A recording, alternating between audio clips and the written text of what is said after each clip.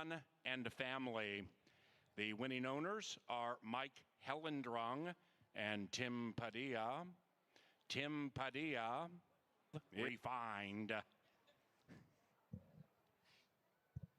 And also by Busch Light, a proud sponsor of racing at Canterbury Park.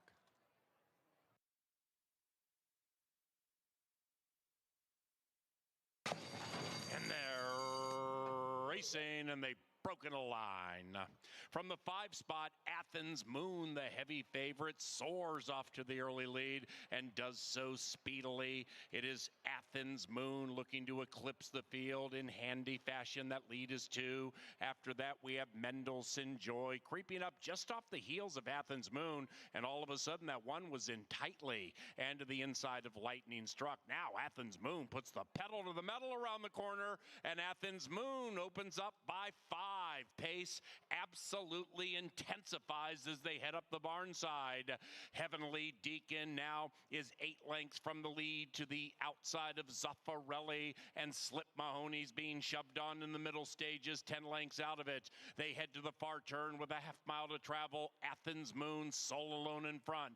Athens Moon still leads it with the leading man, Manny Americano. After that, Lightning Struck. Lightning Struck pushed on, moves up to the outside of Mendelssohn Joy. Meanwhile, Athens Moon not asked for run and has a 2.5 length lead. Zaffarelli senses the warning call, 5 out of it, cruising into the inside. Then it's Slip Mahoney, and they have a quarter of a mile to go. And still on the lead is Athens Moon. Now asked for run, leads by a length and a half. Zaffarelli's firing tonight. Outside of that is Mendelssohn Joy. These 3 into the final football field. Athens Moon, Zaffarelli corrals that one, and Zaffarelli wins.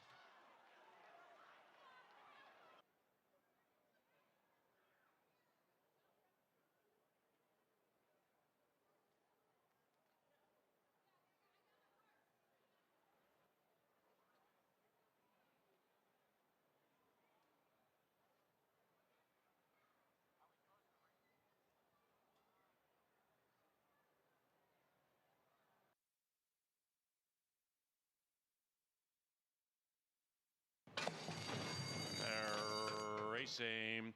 Another perfect start executed by the Canterbury Park starting gate crew, and it was a good one for Towner 2 at 5-1, who strikes the front. Towner 2, that 2 is on the lead, and to the inside of Mr. Who, it's the 2 and Who as they corner, and right behind them, Sir Exton pace dawdling. Little Trouble to the inside of Sir Exton, and outside of them is Shepherd, and 5 are separated by 2, and they're chasing the 2, Towner 2. It's Towner 2 by a half. Mr. Who in second by a length and a half. Then it's Little Trouble sequestered to the inside of Sir Exton, now joined by Shepherd, and all 5 still separated by 2. And they're still chasing the 2. Towner 2 leads it by an ever-dwindling head because Mr. Who is applying more pressure to the outside.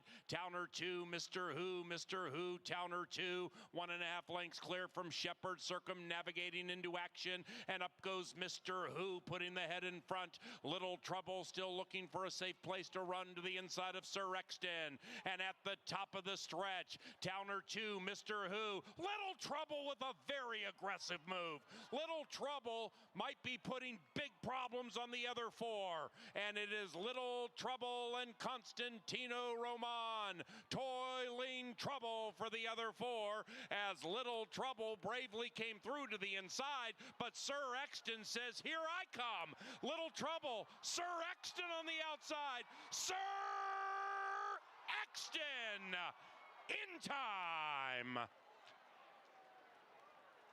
And winning owner David Garcia Altamirano. And the winning trainer, Bob Klein. Research and Promotion Council, Minnesota, the state of soy. We also thank Hormel, proudly serving families since 1891.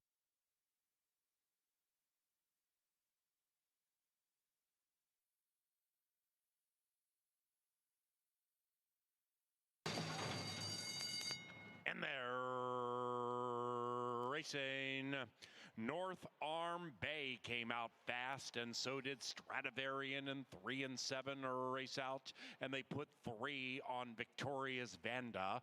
That's the gray Soul Alone in third, and now taking the lead is Stradivarian, and Stradivarian runs away by 1 from North Arm Bay. After that, we come back to Hurricane Cloud. The Brit 5 out of it, poised. The Brit 5 out of it, looking to win 2 in a row, second last, and about 7 lengths clear from Treble Clef. They head up the Canterbury Park backstretch, and up top on the lead laughing is Stradivarian. Stradivarian is to the inside of North Arm Bay. These eyes catch North Arm Bay, now a length and a half from the lead into the outside of Victoria's Vanda.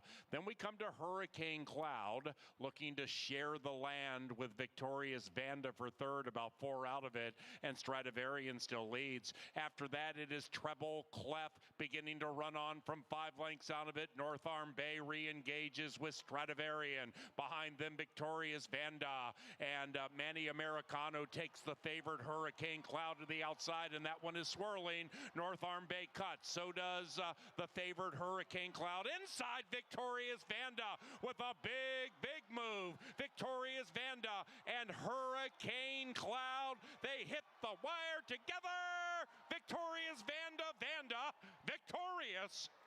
The winning jockey, he's JJ John Jude. Victoria's Vanda is a 5-year-old gray gelding, Orchid Lane. Bred in Minnesota by Dennis Minahan.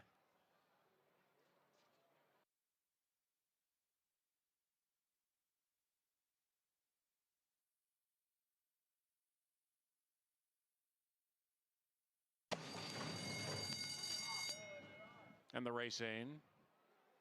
And from the 2 spot, it is State 48 flying to the lead. State 48 puts 3 on the other 3, and they have 5 to go.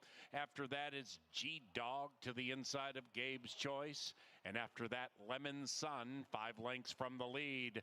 They head and approach the far turn past the half-mile pole, and we have 3 astern approaching said turn.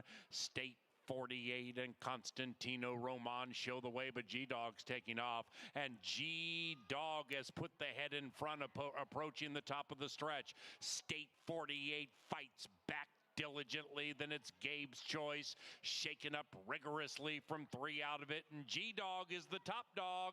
G-Dog, the top dog, as they head for home. Outside is Gabe's Choice. State 48 still not giving up, and behind them is Lemon Sun, chasing G-Dog, and they are chasing in vain, because this is the top dog in race 7. This is G-Dog.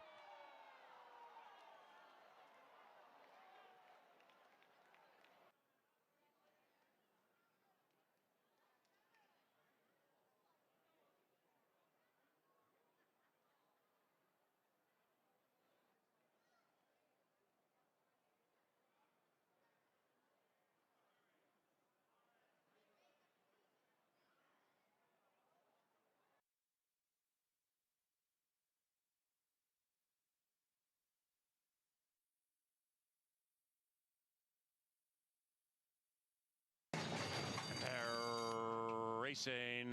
Number 3, Laws of Man, missed the start by a good 5 lengths. Laws of Man in last. High probability in first, but Pat's Paddock Pick picks up the feet. Pat's Paddock Pick picks up the feet, takes the lead, and runs away by a length and a half. High probability. After that is Hot Legs Romolo. Then it's Bangarang, 7 lengths from the lead. Well strung outfield. Go the Distance is next. After that, we come to St. Charles, Minnesotan, 10 out of it, and joined by Chromed Impulse. Then it's Laws of Man and Dr. Perry, and up top, number 1 is number 1. Pat's Paddock Pick at even money, the People's Choice. Attacked by High Probability, Bangarang on the 3 wide side. And after that, Go the Distance. Then we come back to Chromed Impulse. Here comes Bangarang.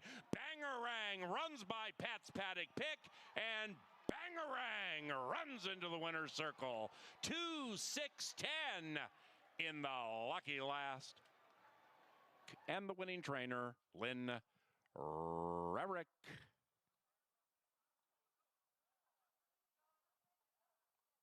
Ladies and gentlemen, on behalf of, thank you for watching and wagering on racing at Canterbury Park. If you're local and leaving the racetrack,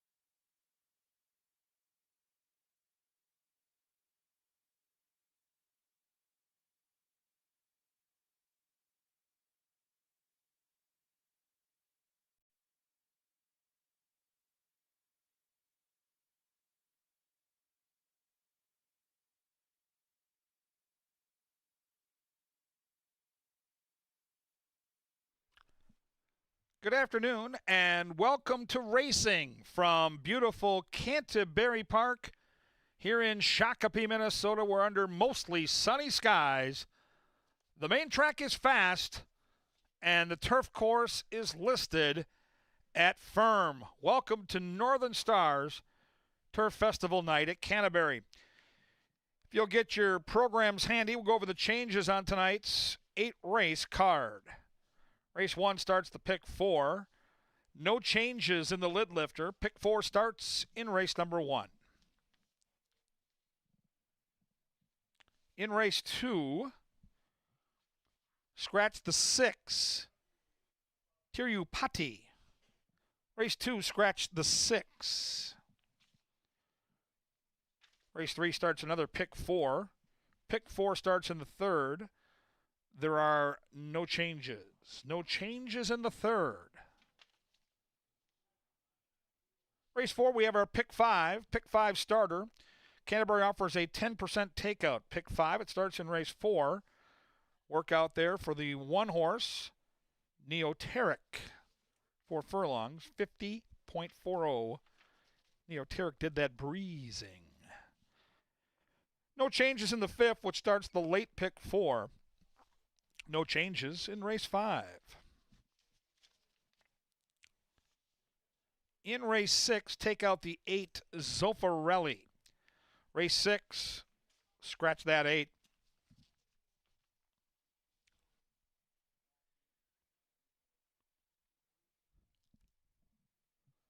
Race 7, a bevy of changes. Scratch the 1 Philo Bedeau. Scratch the 2 Mansour Kandi. And scratch the 4 Can't Deny It.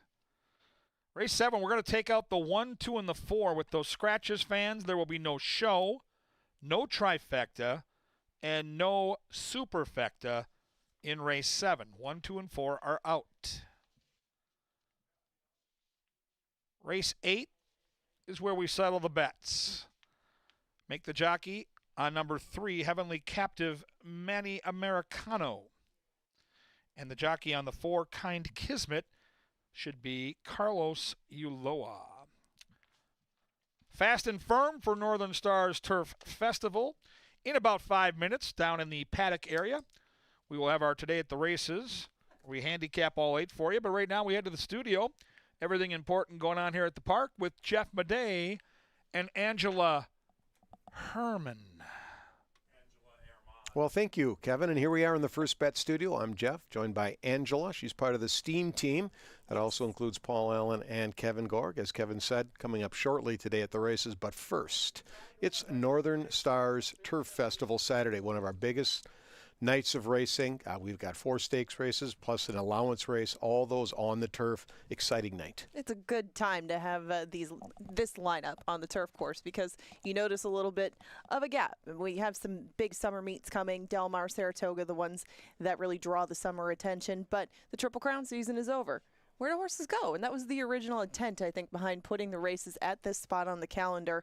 They've come from all corners to come and take part in these races, and that's exactly what you're looking for. And you're looking for a nice day like today for the turf to be picture perfect. Absolutely. More on that later, but it's also tacos and tequila night. Taste of Canterbury, one of the things that we do each and every summer throughout the summer with different types of food and drink pairings. Tonight is tacos and tequila. You'll find the stations located around on track level. If you want to get a ticket for this, it's a separate ticket. Just go down to track level information booth. They'll point you in the right direction. But tacos, tequila, and gambling. Well, yeah, if you see a man in a blue shirt sneaking behind for some shots of tequila, don't say anything, just keep moving. But do get down there if you want to join in on that. I think there's very limited room usually with these events, and you're going to want to check out the menu too because there's different options, different drinks, different food. You'll probably find something that you like at Tacos and Tequila, and we welcome you if you are already there. Now, what's coming up? Well, before we get to that, one scratch that was missed in the early changes, race number 1. This race here, you're scratching the 4.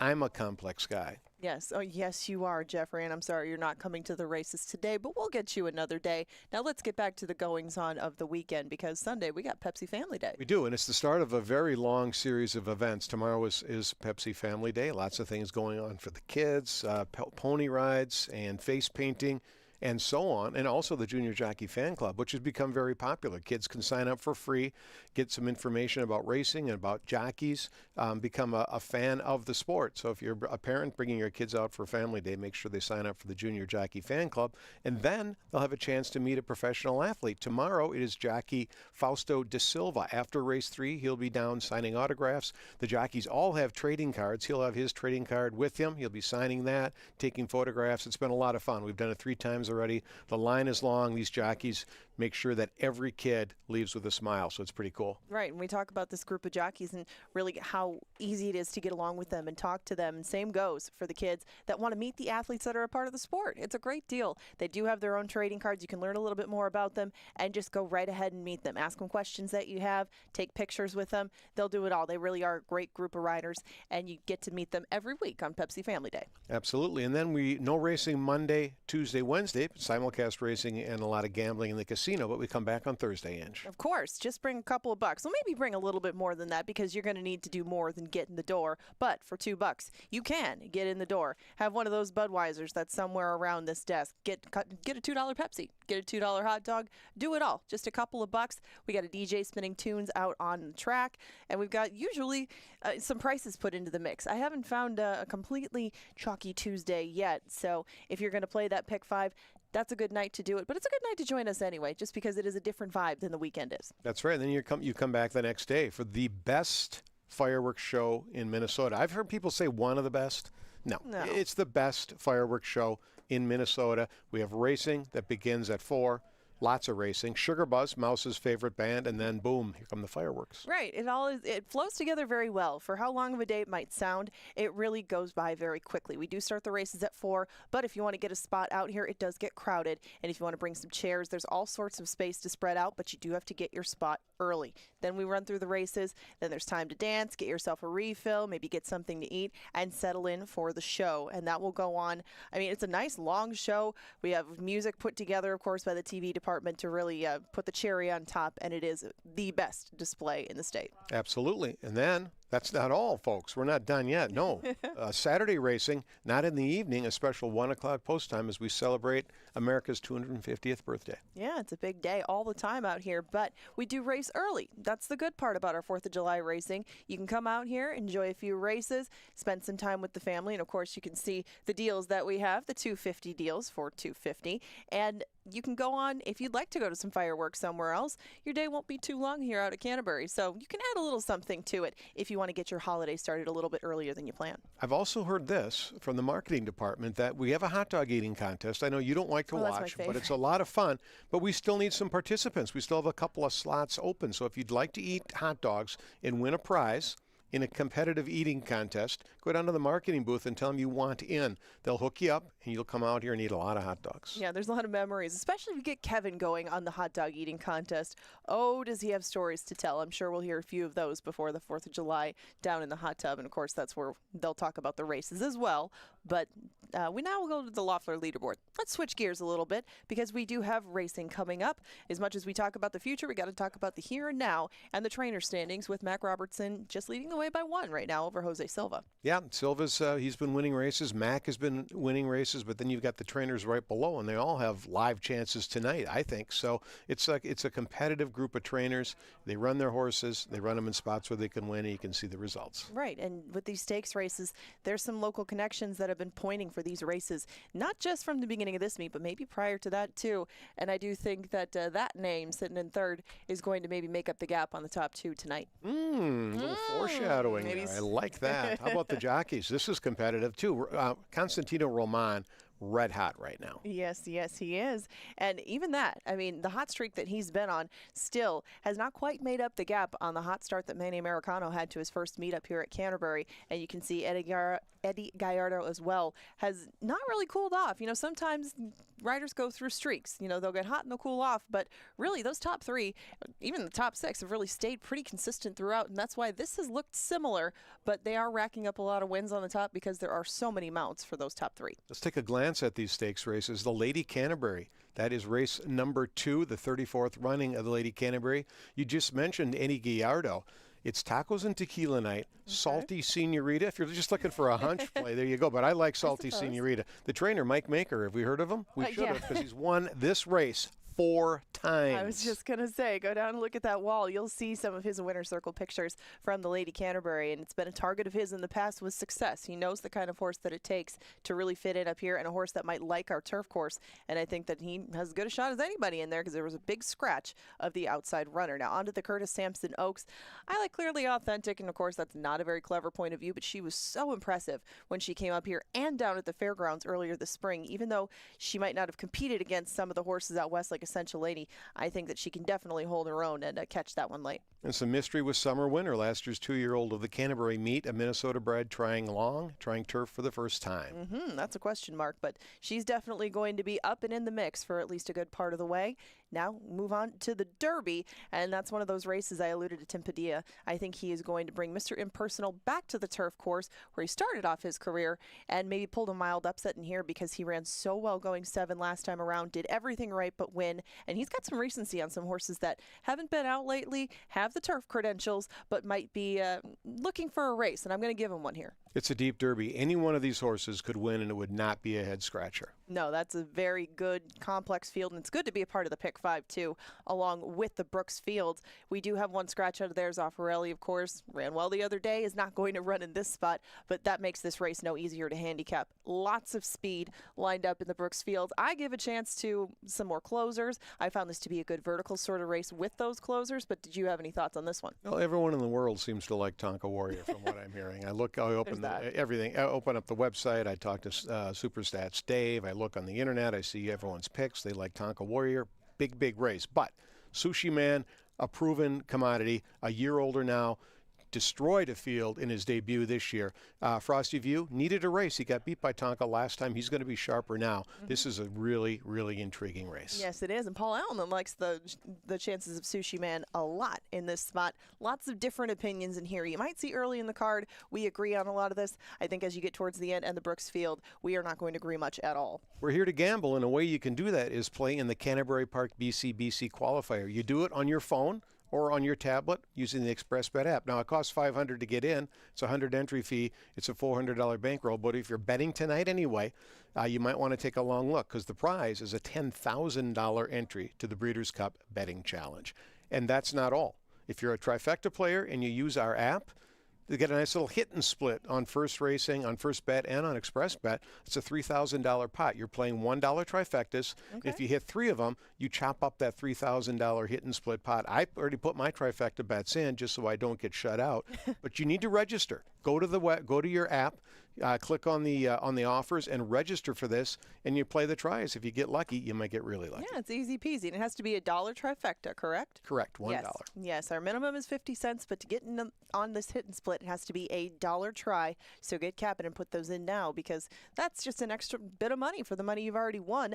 And speaking of a little extra money, Low Takeout is the name of the game in our 50-cent pick 5, and that is going to be quite a sequence tonight. Yeah, I put my plays in for my pick 5 as well. I think it's we talked about a couple of the races that are in there, and if you can beat some of the favorites, you got a chance for it to pay really well. What did it the other night? It was Bombs Away, and it paid a ton.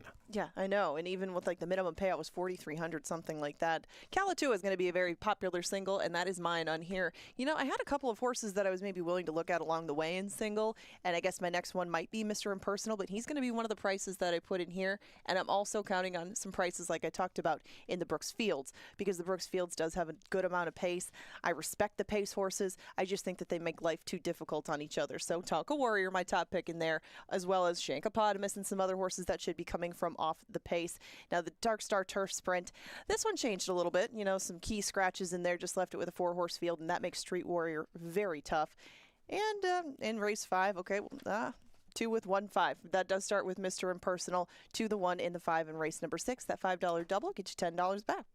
Sorry, it cost you $10. My bad. It'll get you a lot more than $10 back. Yeah, I think. no, that So just don't overlook the daily double. I think that's a bet that maybe not enough people. We always talk about the pick 5 winners in a row. The double, you only need 2, and it can pay well. Check out Angela's play. Now we're heading. We got to get to today at the races. Yeah, we've got to go down. It's brought to you by Touchdown Tiles. Down to the paddock. That's where you're going to want to be. Kevin Gorg, Paul Allen, they're waiting for you, and they're going to give you multiple winners. Thanks for joining us.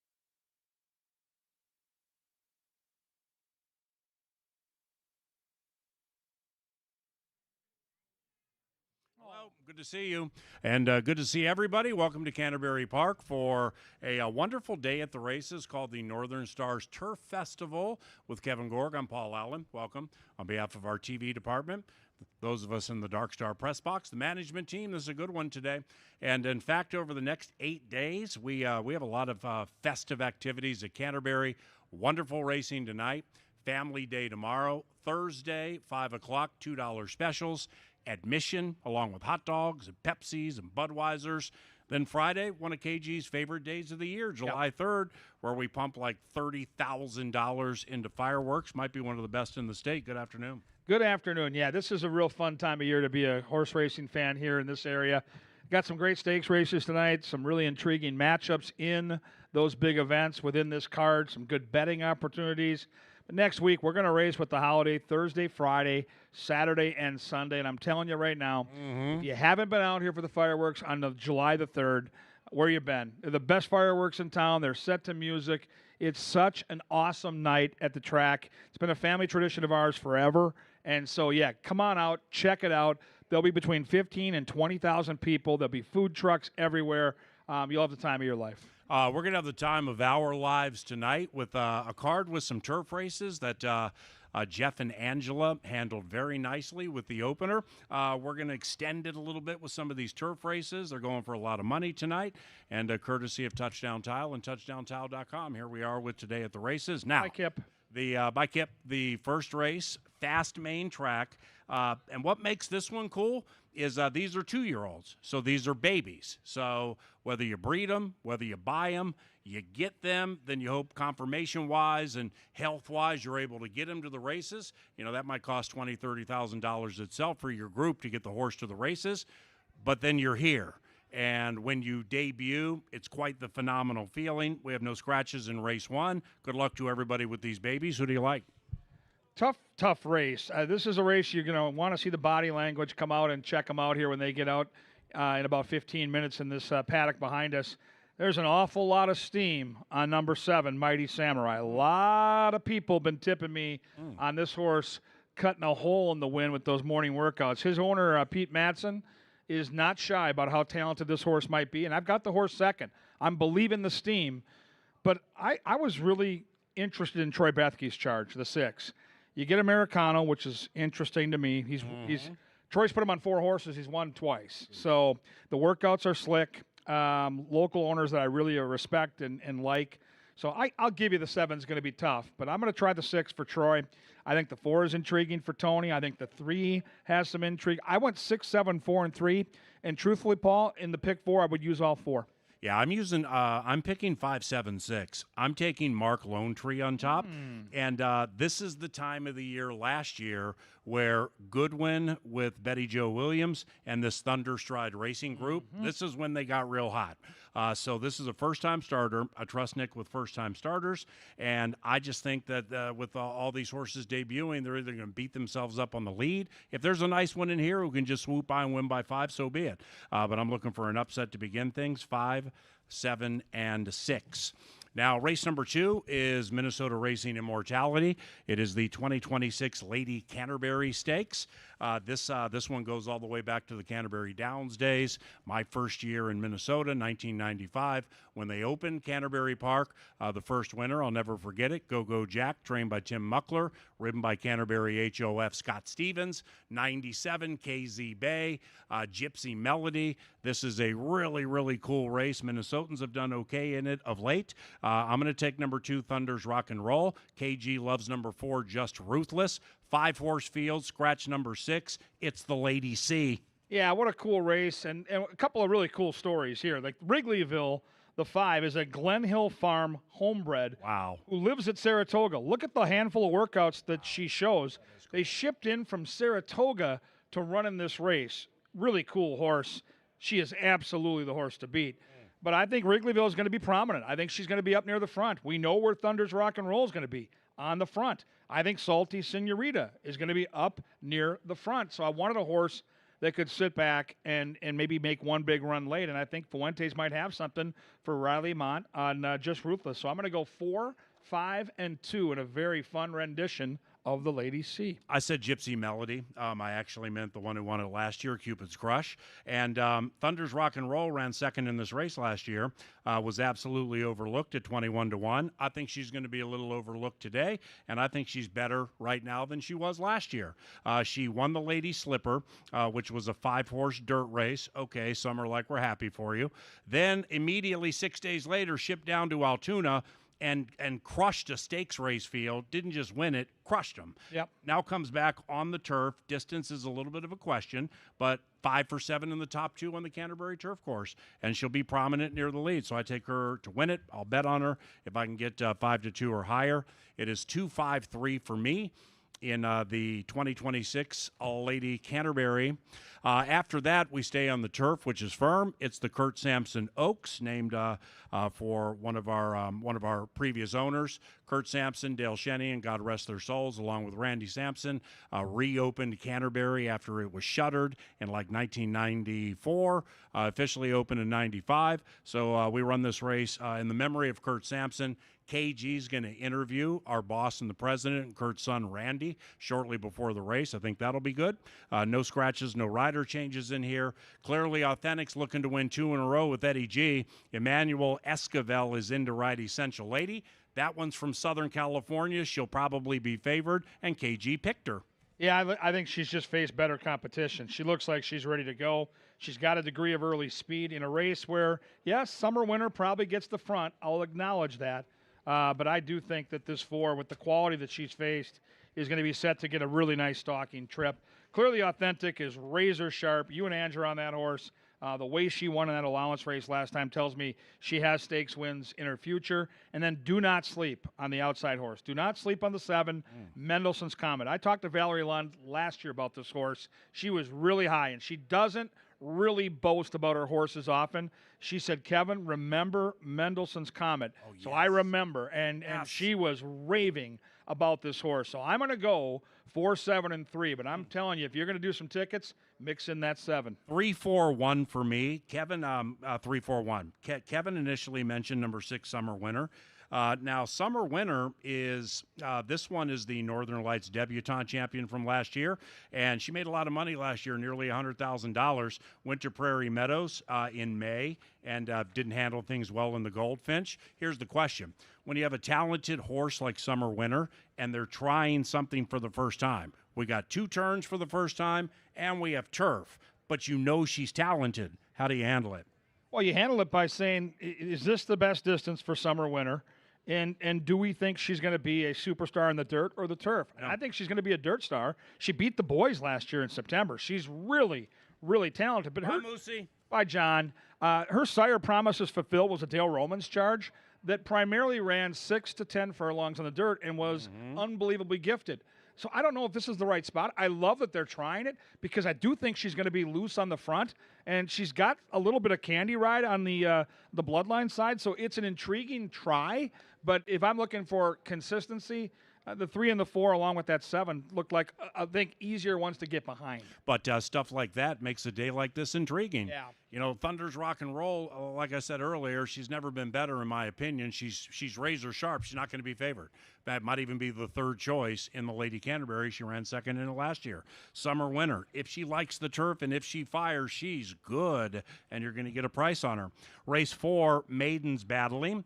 Number 1 puts the blinkers on. Number 5, Line of Reason, is debuting. Good connections there. JB and Constantino Roman. Angela and Jeff pointed out Roman's the hottest rider at the track right now, dirt and turf. No scratches, no rider changes. We have a Steam Team special here. The Steam Team, Kevin Gore, yours truly, Angela Herman. We all picked number 6 to win. We had a loser with this the other night.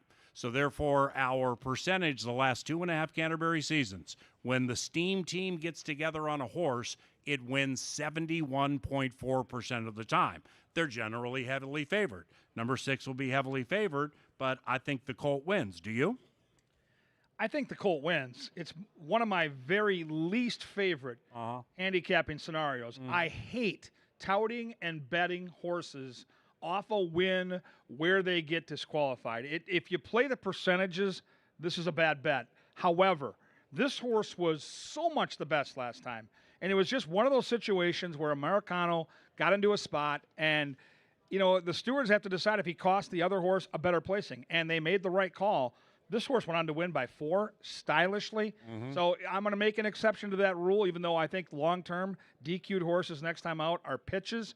Not this time. This horse is too good. The only horse that can beat her or him on paper is the 5, and we just don't know what the 5 is. 5 is the son of a Kentucky Derby runner-up, but we just don't know.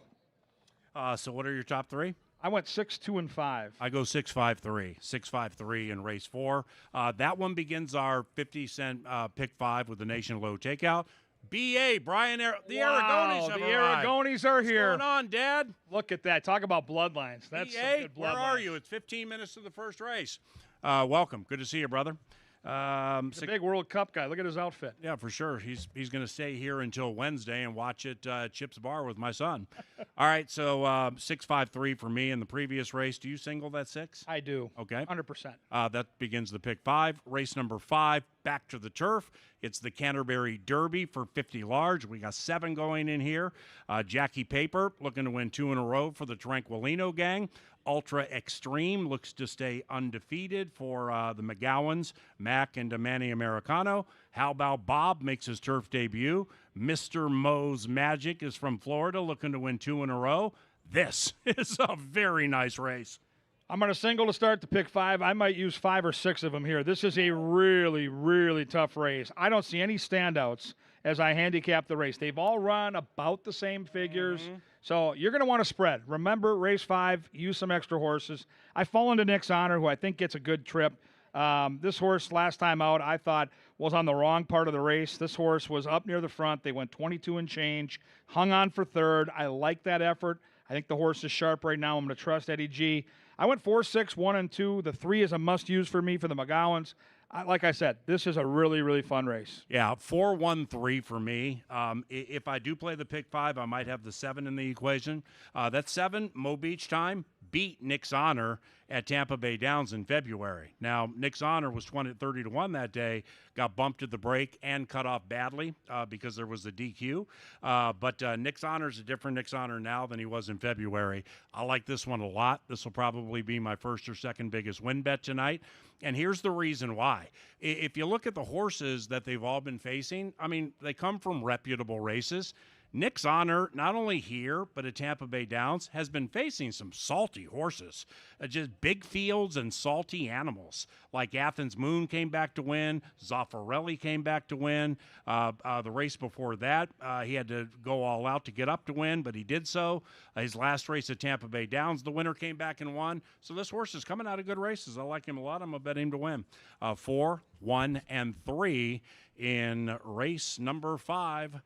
Race 6, the Brooksfields Mile, scratch number 8, Zaffarelli. Race 6, scratch number 8, Zaffarelli.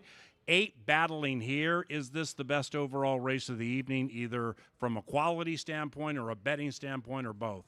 If you could own horses and pick which race you wanted to own them out of, this would be the race There we go. you'd pick. I mean, you've got superstars like Frosty View, you've got Sushi Man, you've got Tonka Warrior. These are really the best of the best we've got here locally. So I don't know. I really think it's a pace play, and I know the world is with me.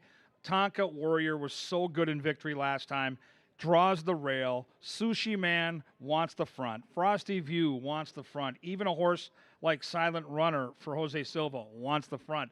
Just tells me the pace is going to be too much up front, and I think Tonka Warrior is in a great spot for victory. I go 1, 5, 9, and 4. Don't sleep on that 5 to hit the ticket in the Try-In Super. Innately Good's going to outrun his odds. This much I know. All right, 9, 4, 1 for me. I take Sushi Man into the season. I predicted Sushi Man would be our horse of the year.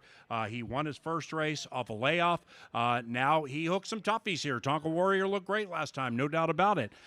It's interesting to me that jockey Eduardo Gallardo rode Tonka Warrior last time and Sushi Man, and he opts for the one on the outside. Very interesting. So I just think it's a little too convenient to get into the weeds here of horse racing. Most people won't understand that, to just flippantly throw it away and say, oh, the trainer must have wanted the leading jockey. Okay, how's anybody going to be mad at somebody who just did something perfectly on the 1? So if Eddie G had his choice, maybe he chose the 9. Sushi Man, I think, has another gear, and I think he's going to win this, maybe from slightly off the pace.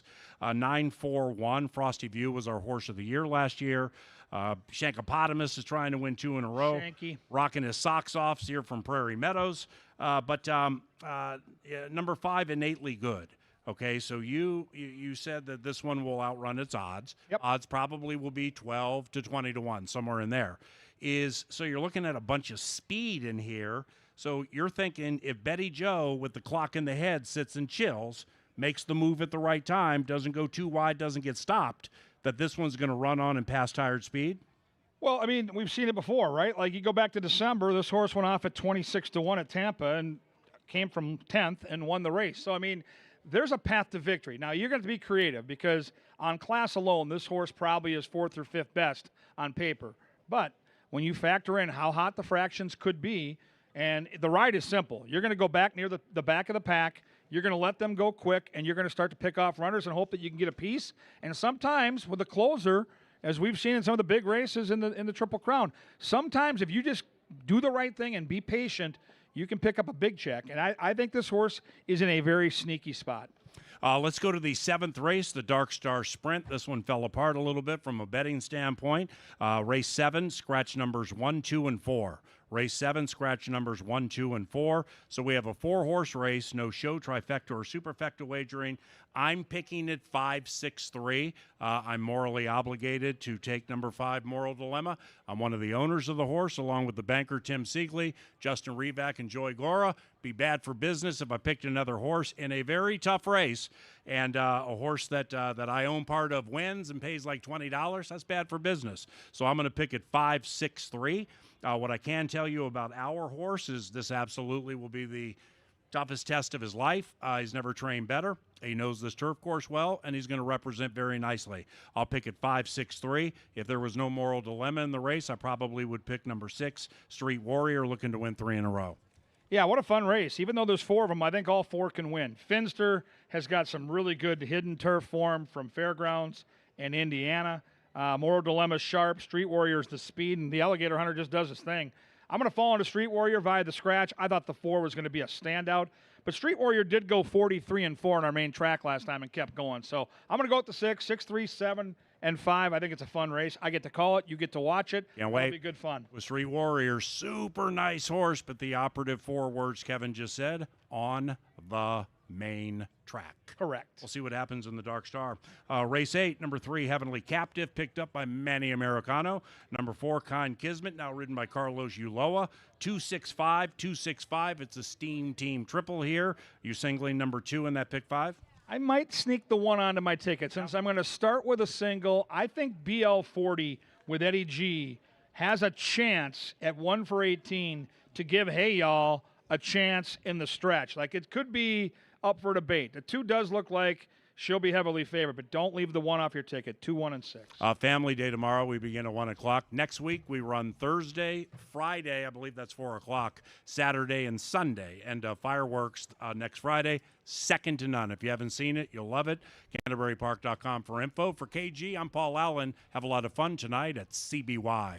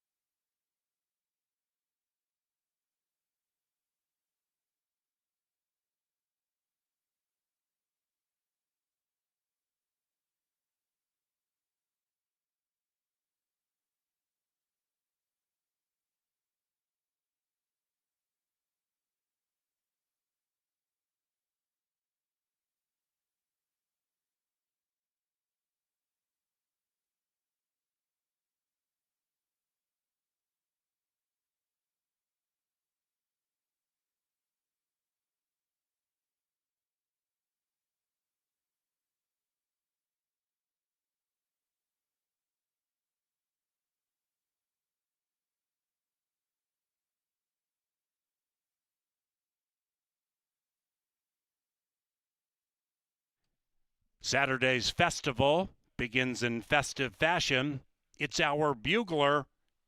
He is Sir Leonard Dykert.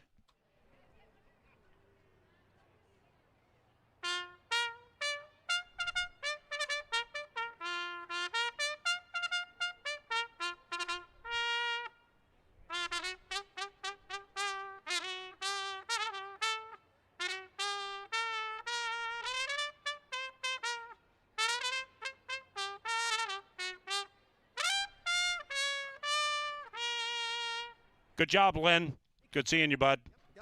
Lynn Dykert, bugler, Canterbury Park. Babies, 2-year-olds, about 5 minutes from now. No scratches. Pick 4 wagering on the first 4 live races. Saturdays are provided by Continental Diamond and the Minnesota Lottery. And we also thank Apple Autos, Tri-State Bobcat, Quick Trip, Loeffler, Maker's Mark, Minnesota Lottery, Minnesota Soybean Research and Promotion, Anheuser-Busch, Comcast Xfinity, and John Deere.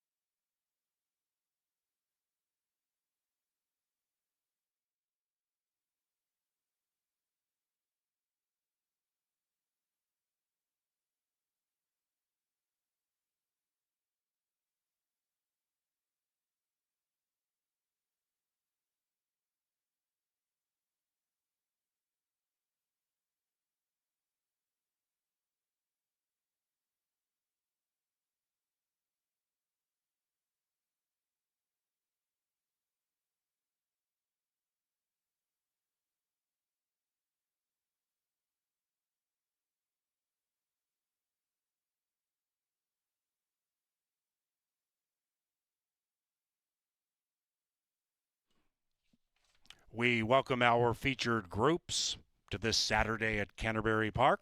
They include Amanda, John, and Joni, and the birthday celebration, the Schumann Experience, Security Bank and Trust, Sarah Nessen, and United Prairie Bank of Waseca, and LJ Photography.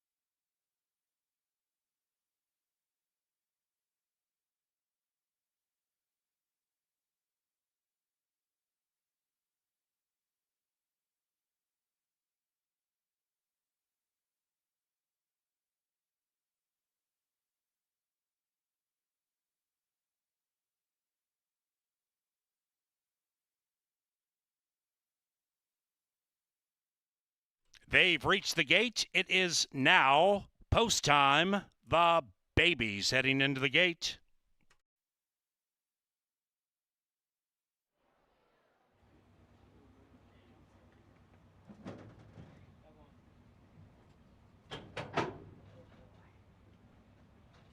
Moving in line. Flatter the Flame. Jackfire.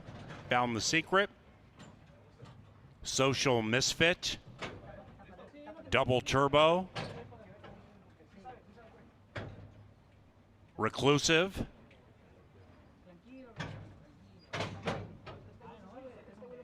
I'm a Complex Guy. Mark Lone Tree. 2 and 6 debut with blinkers.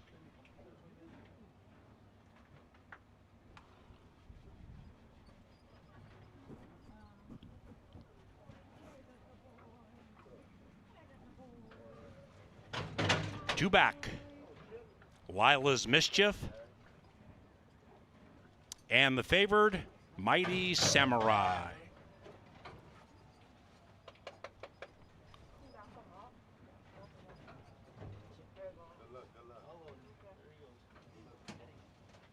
Here come the baby boys.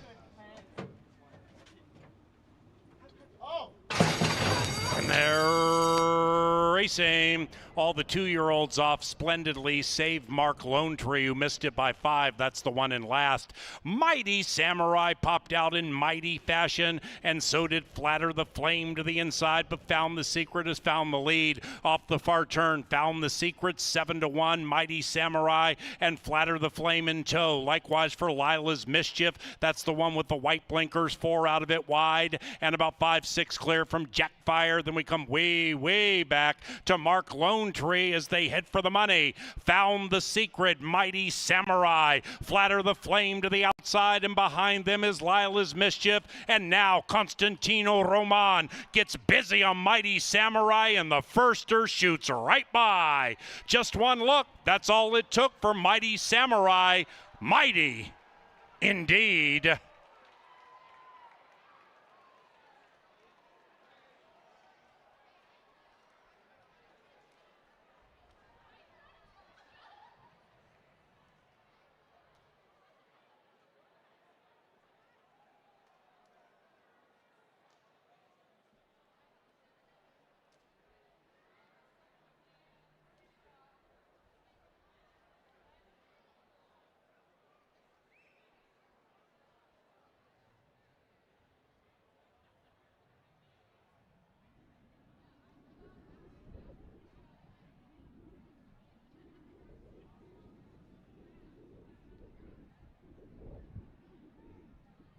Number 7, Mighty Samurai first.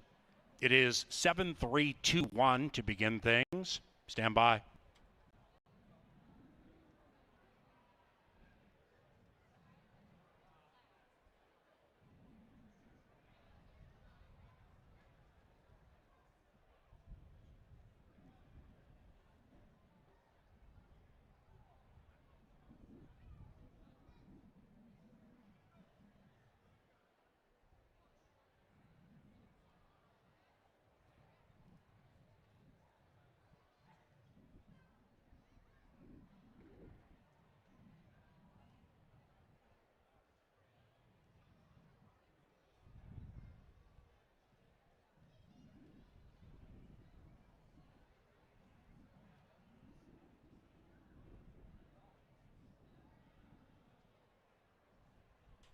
And the first is official.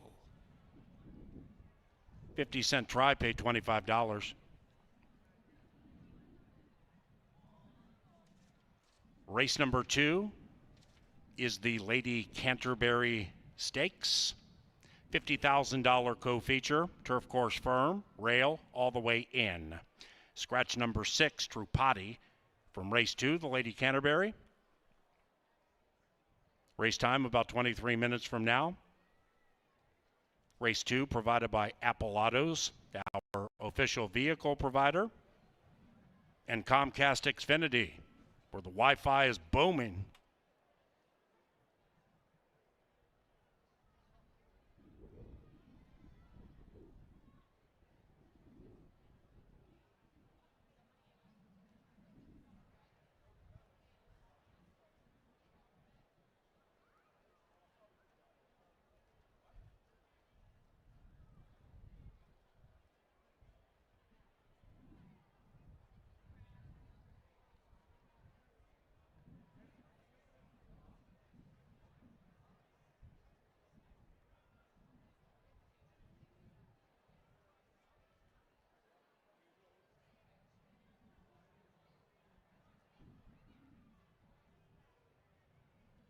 Into the winner's enclosure, Mighty Samurai, ridden by Constantino Roman and family.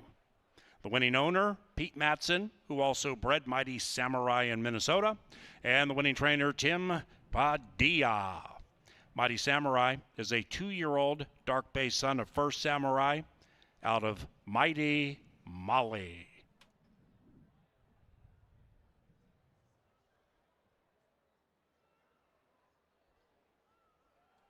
Lady Canterbury about 20 minutes from now. Don't get shut out.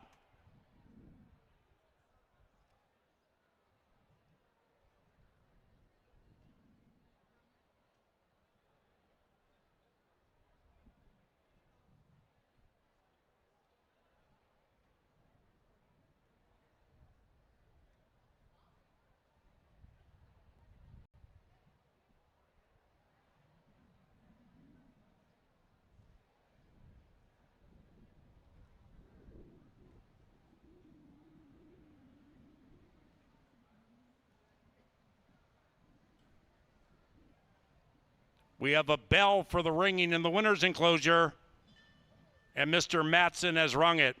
In fact, twice, because he won a couple of weeks ago and forgot to ring it. Thank you, Pete. Thank you, bud. From Mr. Matson, at least $100 to the Canterbury Chaplaincy Backside Foundation, and we have an anonymous donor matching each 100 with at least 200. Thank you very much. It heads to the Chaplaincy Backside Foundation, which greatly benefits Backside, Minnesota, here at Canterbury Park.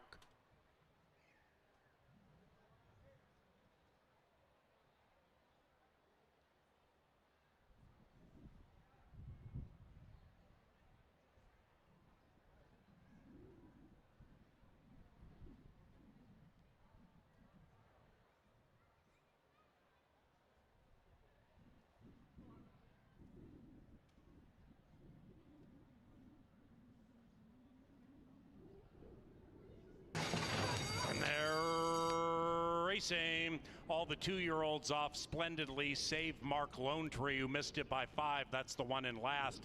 Mighty Samurai popped out in mighty fashion, and so did Flatter the Flame to the inside, but Found the Secret has found the lead. Off the far turn, Found the Secret, 7-1, Mighty Samurai, and Flatter the Flame in tow. Likewise for Lila's Mischief. That's the one with the white blinkers, 4 out of it wide, and about 5-6 clear from Jackfire. Then we come way, way back to Mark Lonetree as they head for the money. Found the Secret, Mighty Samurai, Flatter the Flame to the outside, and behind them is Lila's Mischief. And now Constantino Roman gets busy on Mighty Samurai, and the firster shoots right by. Just one look, that's all it took for Mighty Samurai. Mighty indeed.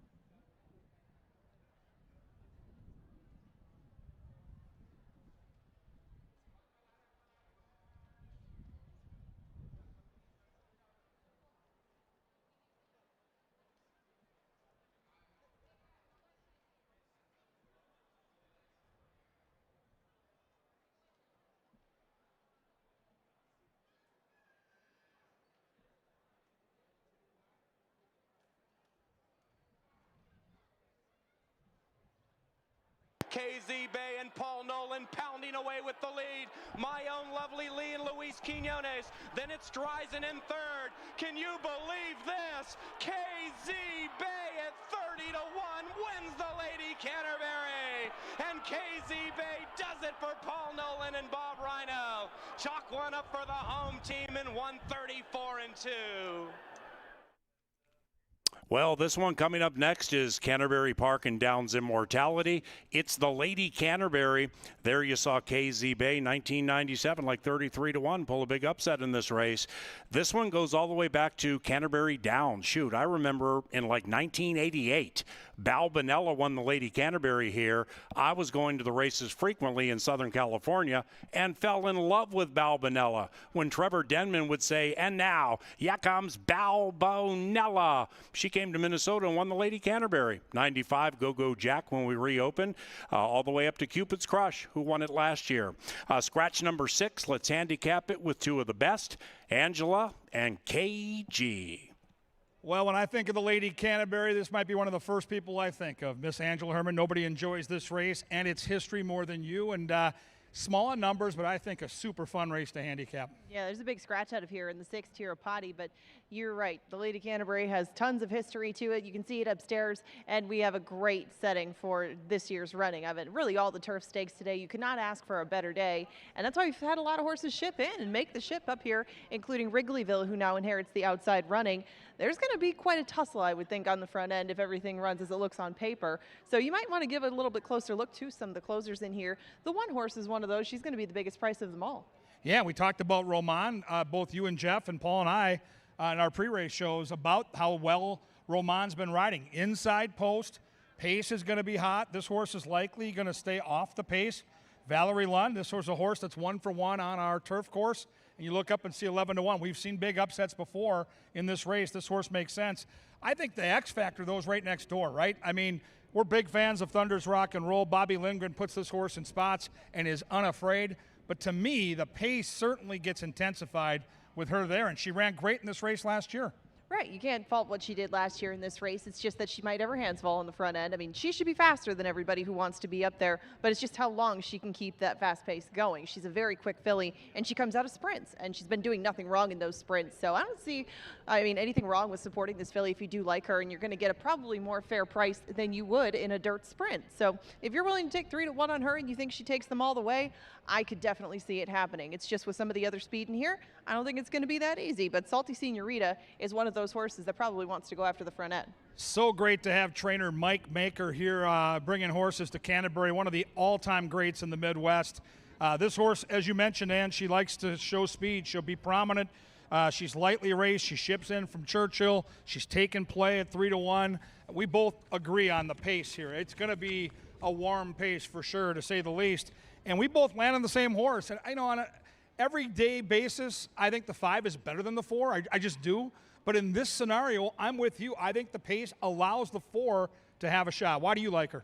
I don't totally agree with your first statement, but Just Ruthless, I think, is just coming into this with big improvement. You can see even from start 1 to start 2, when she came from Tampa up to Indiana, she just looked like a more fit horse. She had a better kick down the stretch, and Just Ruthless definitely has put in some time against some classy foes earlier in her career, and they weren't all ideal circumstances. Some of those races got rained off the turf. They were a little bit longer. Grade 3 races show up in Just Ruthless's past. I mean, we've seen Wrigleyville maybe try to take maybe a dip into those kind of company, but Wrigleyville, I think, and Just Ruthless look fairly similar on paper to me, but the price, a little bit different on those two right now. Yeah, I think Wrigleyville has faced some unbelievable competition. We're knocking heads at places like Saratoga, Del Mar. We've talked about Tampa and those turf courses. You know, listen, she's the most established. I think the 4 has, to your point, more upside. This horse, we kind of know who Wrigleyville is, and it's a Glen Hill Farm homebred, and she looks spectacular down here in the walking ring. She is absolutely the horse to beat, but Ange and I both think we can beat her, and we're going to try the 4. As you look at these horses in the paddock, anybody catch your eye?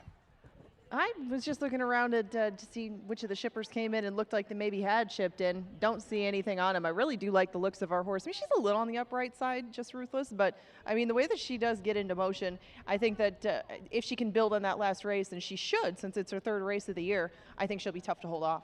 Double handler for Salty Senorita. If you're Troy Erkenbrack or someone like him and watching at home, double handler on Salty Senorita. I thought that Thunder's Rock and Roll looked good, but she got a little warm, and I'm with you. I think our 4-horse here makes a nice impression along with the outside Glen Hill Farm homebred. It is the $50,000 Lady Canterbury to be contested at a 1-mile distance on the turf.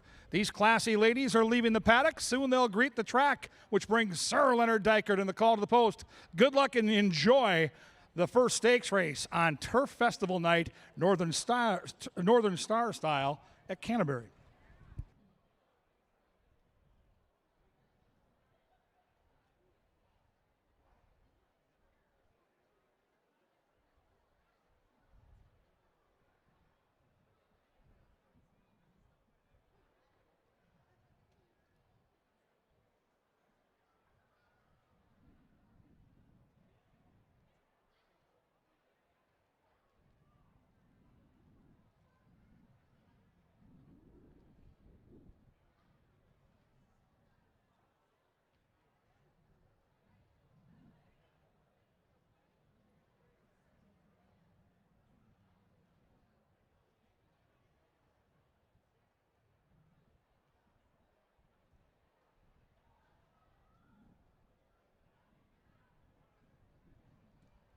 Lady C, call to the post.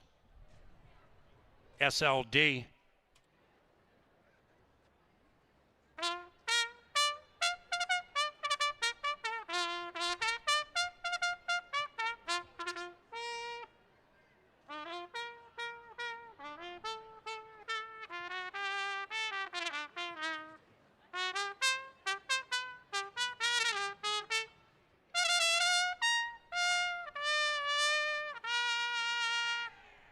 Ladies and gentlemen, Canterbury Park is proud to present the 34th running of the Lady Canterbury Stakes, and here they are.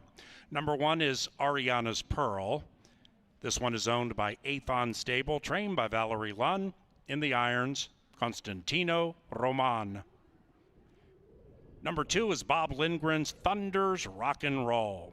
Second in this race last year, winner of the Lady Slipper here at Canterbury earlier this year. The trainer, Pat Swan. The rider, Manny Americano. Number 3, Salty Senorita, is here from Churchill Downs, ridden by Eduardo Gallardo. The owners, Nice Guy Stable. The trainer, Mike Maker. Number 4 is Just Ruthless, owned by Rock Ridge Racing. Just Ruthless is trained by Riley Mott. The rider, Luis Fuentes. And Caber Koa is in to ride Wrigleyville for Glen Hill Farm and trainer Tom Proctor. That's the quintet for the 34th Lady Canterbury Stakes Turf Firm race. 5 minutes.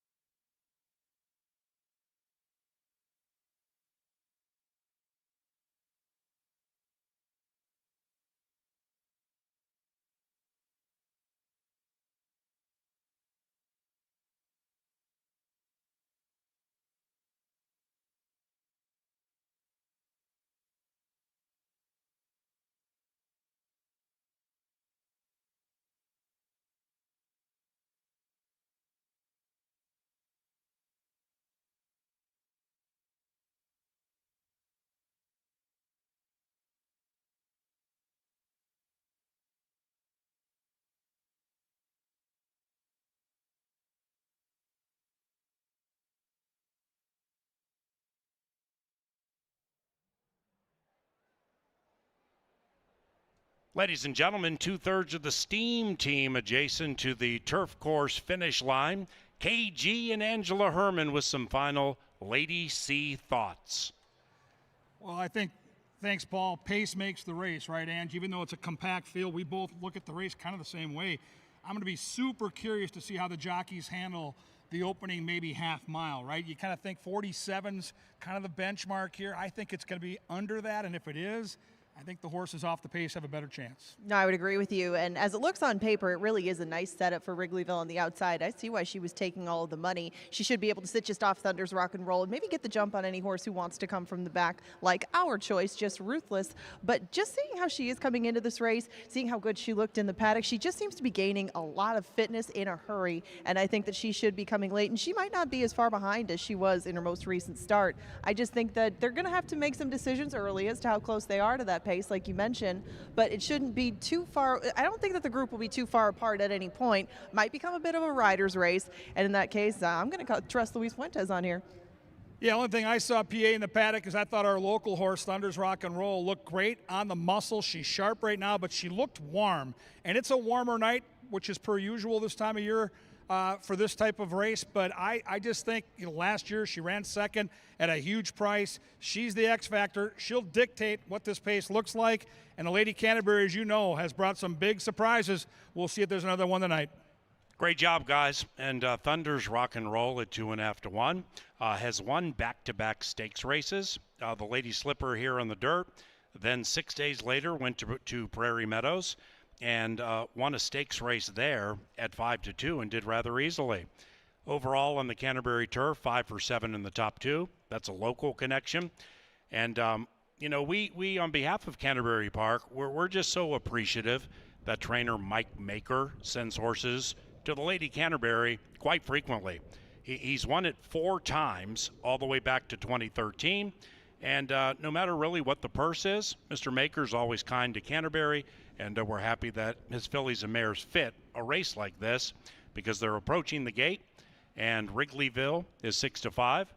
Mr. Maker's Salty Senorita, 3.5 to 1. Just Ruthless, 2.5 to 1. Thunder's Rock and Roll, 3 to 1. And Ariana's Pearl looking to win 2 in a row with a rider who's won 2 in a row, the first today and the last on Thursday. Hottest rider at the track rides the 1, Constantino Roman. And it is now race time for the 34th Lady Canterbury Stakes. Debuted in '86, back in the Downs days. Bruce McNall's Suma Stables with Alan Paulson, owned Sauna. Hall of Famer Chris McCarran rode. Trainer Mike Makers won it 4 times, 2013 and 2014 with Awesome Flower. Then I'm Betty G and Streak of Luck in 2020. Here is Wrigleyville. The favored mare, last in. Stand by for the Lady Canterbury Stakes. Oh. And they're racing in the 34th Lady C. Excellent work by the Canterbury Park starting gate crew. They all were off on time, and the local one, Thunder's Rock and Roll, at 4 to 1, rocks and rolls on the early lead, and the pace is moderate as they approach the first turn. Wrigleyville, the favored mare, just to her outside, and at 8 to 5. As they corner, it's 2, 5, 3, 1, 4, and they're covered by 6, and they're chasing Thunder's Rock and Roll. Outside of that, Wrigleyville under a very, very tight hold. 2.5, 3 lengths back, Salty Senorita, now joined by Ariana's Pearl. The long shot's making a move wide and is doing so to the outside of Just Ruthless. Up the barn side they go in the Lady Canterbury with a half mile to travel. Manny Americano and Thunder's Rock and Roll trying to sail wire to wire. Caber Koa and Wrigleyville still poised to pounce just to the outside. outside. Behind them, Salty Senorita. The Churchill Downs team is all dressed up with nowhere to go. Just Ruthless is sweeping into the outside. Just Ruthless trying to win 2 in a row from Aragone's Track Horseshoe. About 4 lengths out of it. And after that, Ariana's Pearl, Thunder's Rock and Roll, a nose. Thunder's Rock and Roll, Wrigleyville, Just Ruthless on the wide side. Behind them, Salty Senorita, and the long shot Ariana's Pearl is even in it. They come down to the final football field. Thunder's Rock and Roll, Wrigleyville, Just Ruthless, and between them, it's going to be a wild photo, but the victorious filly is Wrigleyville in the Ladies C.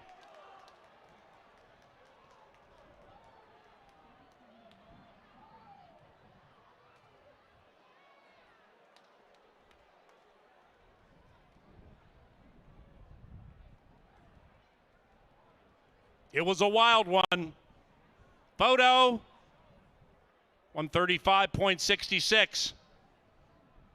2.534 together. Looks like the Proctor product got the money.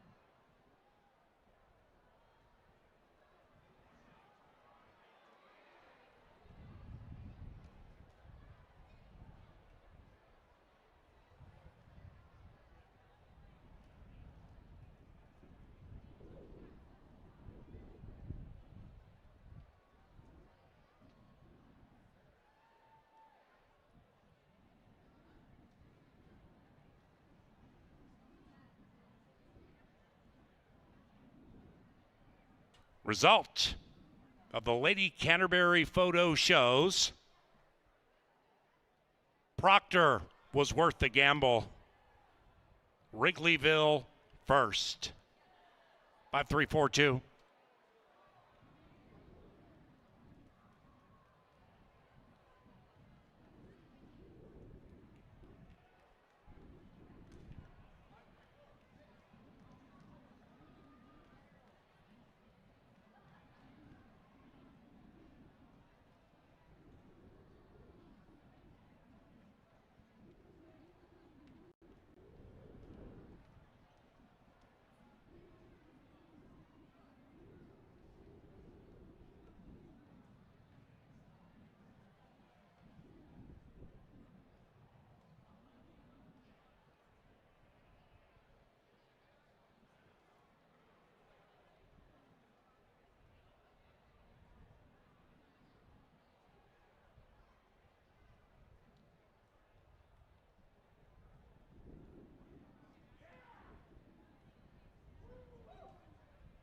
Lady Canterbury official.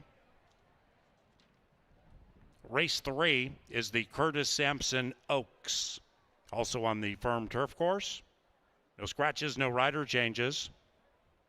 Pick 4 wagering on races 3 through 6.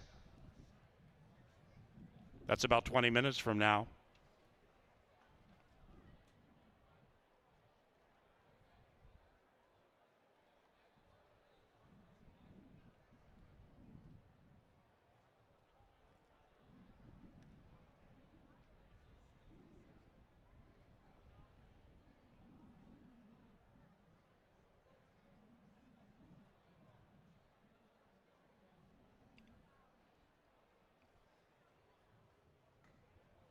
Ladies and gentlemen, we welcome to the winner's enclosure Canterbury Park's General Manager John Gruen.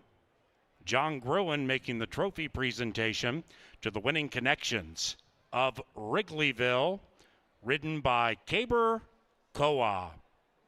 The winning owners, Glen Hill Farm, and the winning trainer, Tom Proctor. Wrigleyville is a 5-year-old bay mare by Into Mischief at a marketing mix. Foaled in Kentucky by the winning owners, Glen Hill Farm.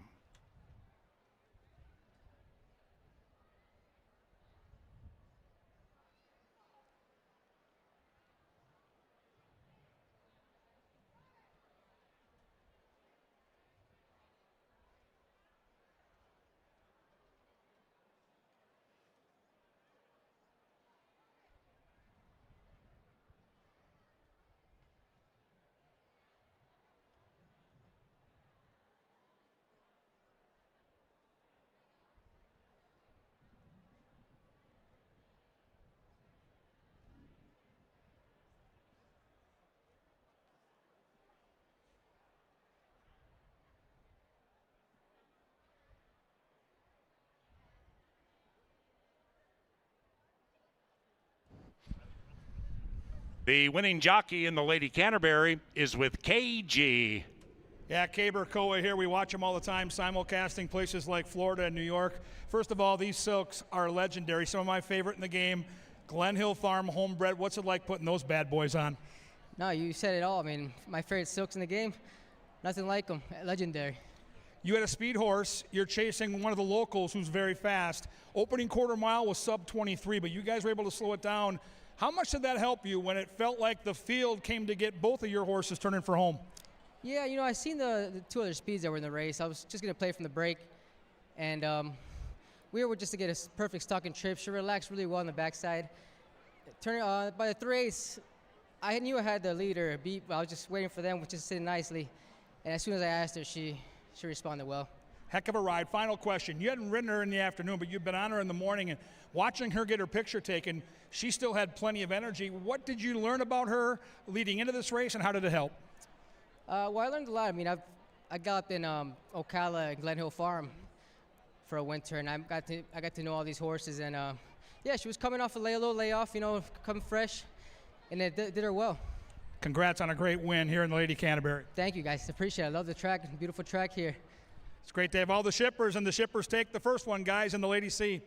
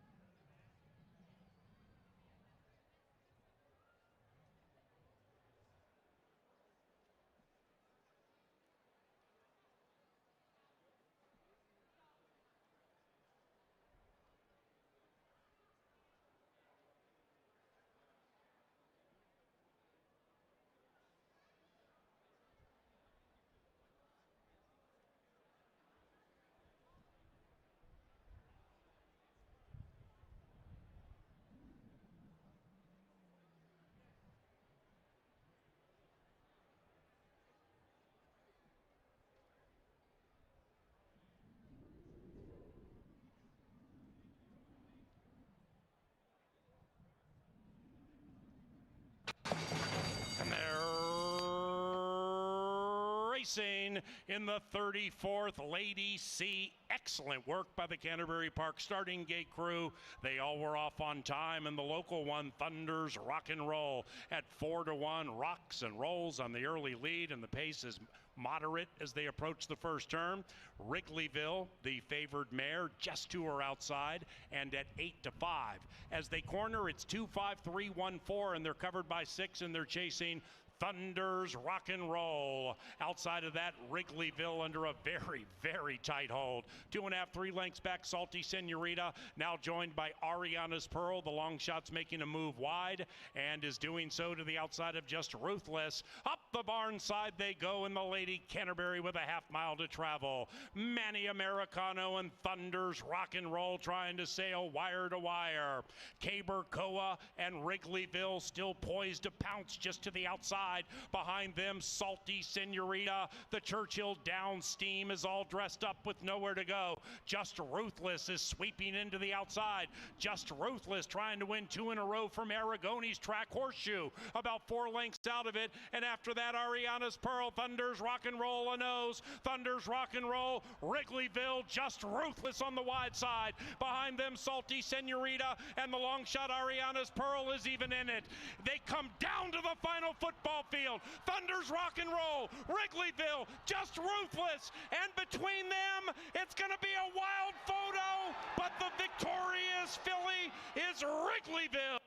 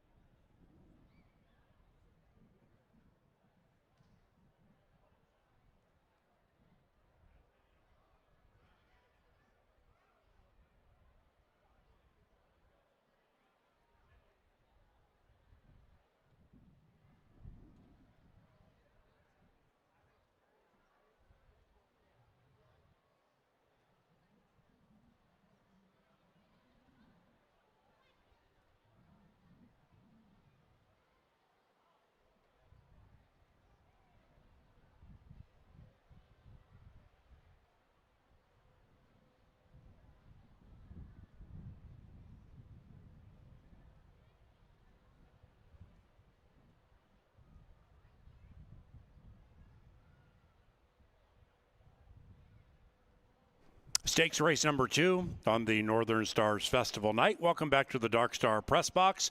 An interloper, somebody from elsewhere, Wrigleyville, won the Lady Canterbury. Will an outsider take this one down? The public thinks so. Essential Lady is even money in favor. KG and Angela, let's cap it. Yeah, what a spine tingler in the first stakes race here on Northern Stars Night, Ange. And now we get the youngsters here. Fun rendition of the Curtis Sampson. We're going to hear from Randall Sampson, his son, right before this race goes off. I found this race to be fascinating. We've got a Santa Anita shipper that's favored. We've got a local horse with a big shot. We've got the outside, I think, sneaky angle with the Valerie Lund horse. Really fun race to cap.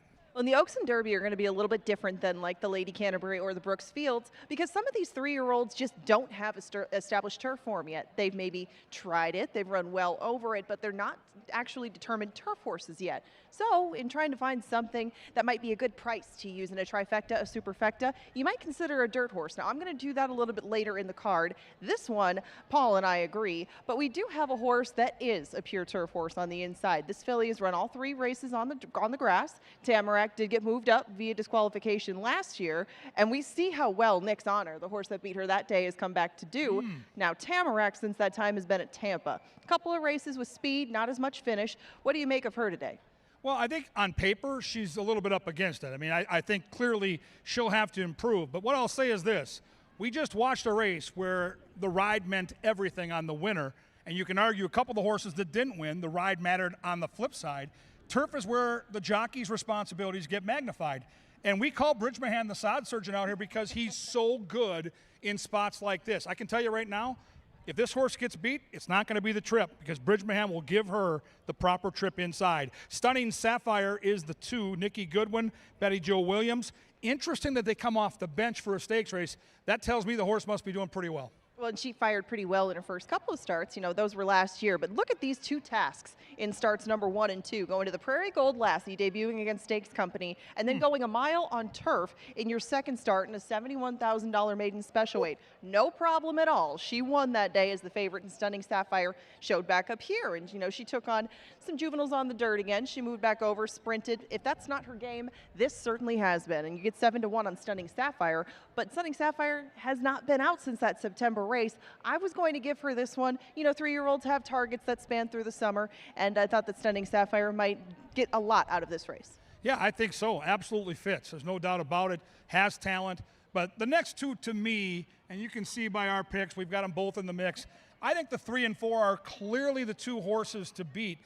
I thought the odds would be a little closer together, and maybe by post time they will. You like Clearly Authentic. I get it. That last race was awesome. So was that race at the fairgrounds. Well, I love her, yeah. That race at the fairgrounds was as close to as maiden special weight as a maiden 30 could get. There were a lot of horses dropping out of maiden specials in there who had run very well on the turf, and Clearly Authentic was only making her 3rd start of her career. They thought enough of her to run her at Keeneland in a maiden special weight, and Clearly Authentic really made amends for that when she did go over to the fairgrounds. Take the dirt races out in between. I think she is the one to beat and hold off late. Cool looking horse here. Number 4 is my top pick, Essential Lady. We get Jonathan Thomas shipping in, one of the top trainers in this part of the country. Love the blinkers. Really nice looking girl here. Comes in from Santa Anita. We don't get a lot of shippers from Santa Anita. I think this horse is going to be right there, ready to pop, turning for home. She has speed, but she doesn't need the lead. And certainly the 3 and 4 are making a nice impression down here. The 5-horse, Ange, is Startia. Valerie Lund's got a couple in here. This one with Luis Fuentes. Needed that last start, second off the bench, not impossible. Well, it kind of looks like she'll have the front running duties of the 2 from Valerie's barn. And she has shown speed, especially when she's on the grass. She's a little light frame sort of filly. She probably needed her last start. You know, that was a tough little allowance. We just saw one of the winner of that race come back in the Lady Canterbury. Obviously, that was a tough group. So you can give her a little bit of grace for that one. And she probably got a bit out of it. You do get 15-1. But if you're going to take one of the price horses, what do you think of Summer Winner or Mendelssohn's Comet on the outside? Because they bring 2 very different resumes to the table. Well, I think Summer Winner is all speed. I don't know if this is going to be where she ends up doing her best work. She's clearly ultra talented. The turf is a question mark. I thought the 7, who I have second in my analysis, was the X factor or the wild card to mix into your exotic wagers. Valerie's always liked this horse. Americano's won on this horse twice. She's going to be off a pace which should be pretty honest. I think the 7 looks spectacular down here in the walking ring. And if you're looking for a price horse, Ange, in my opinion, this is the horse you want. Well, 8-1, I would not expect on her. It'll probably go down by the time they get to the gate, but she should be coming from off the pace. She has a stable maiden here who has some speed, and Summer Winner, who you can see going by us now, the speedy Minnesota-bred filly, who should be out and at least contesting the pace, if not setting it a good part of the way. Prices abound on the outside, but I think that Summer Winner should be involved for most of the way. Should be a lot of fun, ladies and gentlemen. It's the $50,000 Curtis Sampson Oaks. The young ladies have left the paddock. They'll be at the gate in around 8, and then they're gonna get it on.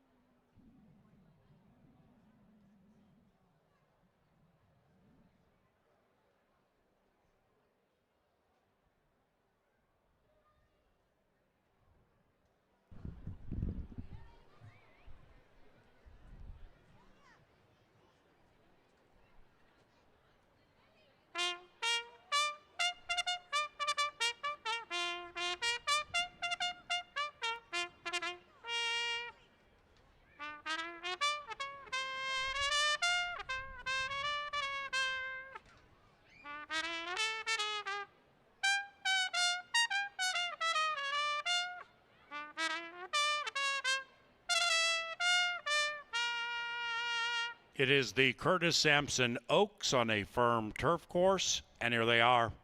Number 1 is Tamarack, ridden by Jermaine Bridgmaham. The owners are A. Jason Hall Stables, Stephen Baker, and Bill Van Landingham. The trainer, Ty Garrett. Number 2 is Tim Hazy's Stunning Sapphire. This filly is trained by Nick Goodwin. In the irons, Betty Williams. Number 3 is Novogratz Racing's Clearly Authentic. This filly is trained by Cody Rosine. Eduardo Gallardo Estrade. Emmanuel Esquivel is in to ride Essential Lady for Rock Ridge Racing and trainer Jonathan Thomas. Number 5 is Strayshaw. Strayshaw is owned by Athon Stable, trained by Valerie Lund. In the irons, Luis Fuentes. And Alonzo Quinones rides number 6, Summer Winner, for Pete Matson and Tim Padilla. Tim Padilla trains. Number 7, Mendelssohn's Comet and Manuel Americano. Valerie Lund trains and also is one of the owners with Richard and Beverly Naystat, Ron Rappaport, Matt Owuska, Todd McDonald, and Kristen Boyce. Those 7 go to the gate for the Kurt Sampson Oaks 5 minutes from now.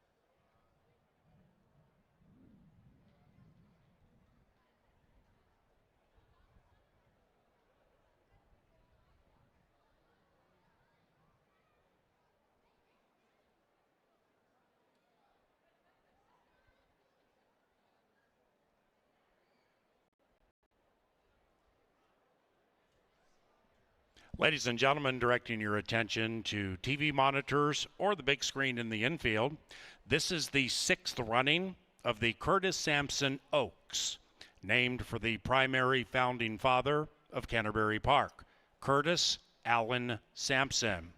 Boss died 6 years ago this July, and to celebrate his memory, KG is with Canterbury president Randy Sampson.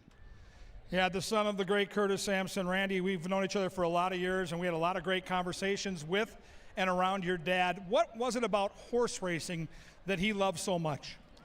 I think it was the people, the horses, he just loved the backside community, Love to walk around here and, as the chairman, talk to people, hand out free beer coupons to pretty girls, and whatever he could do to try to help promote racing. But just loved the sport. He was a sportsman from the time he was young.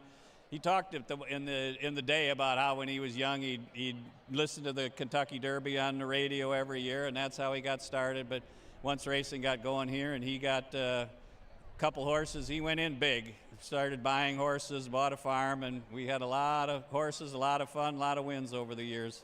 I think a lot of fans are like me. They remember the explosion of horse racing in Shakopee in 1985 when Canterbury Downs opened, but a lot of us who fell in love with the game also saw later in that early stint of the Downs days when Ladbroke had it, you could fire a cannon through this place and wouldn't touch anybody. What did Dale Shenian and your father Curtis see that others couldn't see about the potential when they reopened this place up? Yeah, you know, it may have been more decision with their heart than their head, to be honest, that both of them loved the sport. They had horses. They wanted this place to get another chance of being successful. And at the time, everybody was saying, oh, boy, these guys from Hector, I don't know, this seemed like nice guys, but they're in deep in this one. But, you know, we worked our way through it, and Dale and Kurt were obviously great leaders, great mentors for me, and loved the game. We miss both of them. They both were just such huge part of it. We wouldn't be here today with racing if it wasn't for Kurt and Dale. Well, we really appreciate you taking the time to talk about your dad. He was loved by all of us, and it's going to be great to honor him with a fun race today. Hope you can enjoy the race. Yeah, thanks, Kevin. The Curtis Sampson Oaks is coming your way next. Thanks, boss. Thanks, KG. And may God rest the soul of Curtis Allen Sampson. 2 minutes to race time. Essential Lady is favored. The Essential Lady in the Dark Star press box is Angela Herman. She's next to the finish line on the turf course, and here she is. Thank you very much, Paul. I am down here by the finish line. I wanted to give everybody a good glimpse across the country of the great crowd that we do have on hand here for Northern Stars Turf Festival. A lot of support out here for this big card, and I wanted to get a look at these fillies as they head to the post for the Curtis Sampson Oaks. The one that caught my eye really from start to finish, as soon as she got over here, when she got saddled and when she went out to the track, was the 3 Clearly Authentic. She was just tugging her handler around the walking ring. She looked very good. She's liked these settings an awful lot, and she's pretty fresh. So I'm going to stick with her in here. I did want to get a look at the 4 Essential Lady. She makes a good appearance. She's a very solid looking filly, and Essential Lady seems to have handled the ship well. She should be in good position really throughout this race, and it does look like a very nice spot for her. I will say Summer Winter made a pretty good impression, as did the outside filly Mendelssohn's Comet. I mean, Summer Winter was getting a little bit warm. That's just kind of her, but 7-1 is too good a price to pass up on this filly. She does have a bit of turf pedigree too, where she has some speed, and you don't really know where the rest of that pace is going to come from in here. There's some guesses, but you do know that this speedy Summer Winter is going to be at least in front for a part of the way. But your 6-5 favorite remains Essential Lady in here. Really couldn't talk you off her by appearances, but I'm going to stick with the filly just to her left, and I know you are too, Paul. Clearly Authentic for us, and they are getting to the gate shortly for the Curtis Sampson Oaks, so get those bets in right now.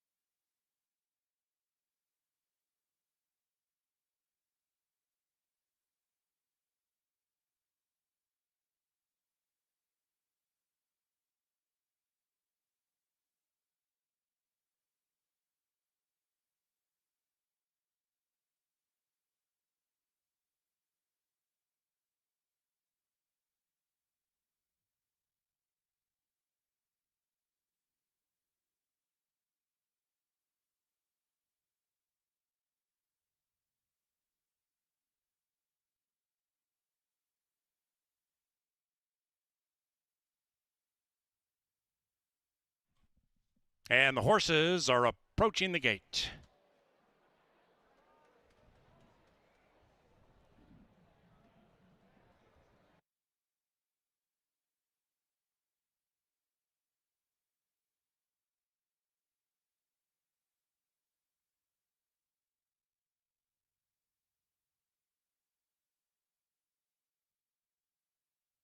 They've reached the starting gate. It's post time for the Curtis Allen Sampson Oaks, a cast of 3-year-old fillies, 6th running, clearly authentic, 6-5. Essential Lady, Santa Anita Steam, 7-5. Summer Winner, making her turf debut. A little rambunctious behind the gate is Summer Winner. Victorious in our Northern Lights debutante last year. Clearly authentic. And the Novogratz colors after they back out Stunning Sapphire. So Tamarack, Essential Lady, and Stracia all quiet in the gate. One of them is riderless. Summer Winner unseated Alonzo Quinones and is running astray on the far turn.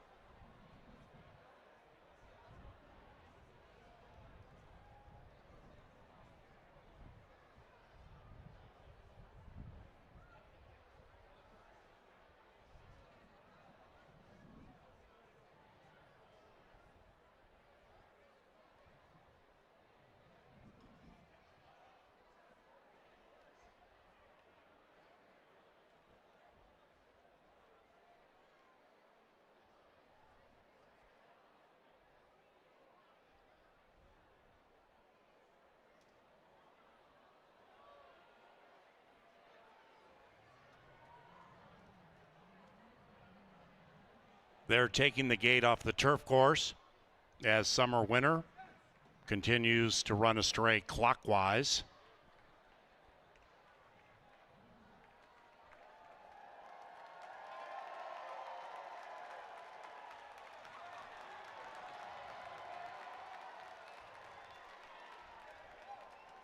She might have just bowed for you.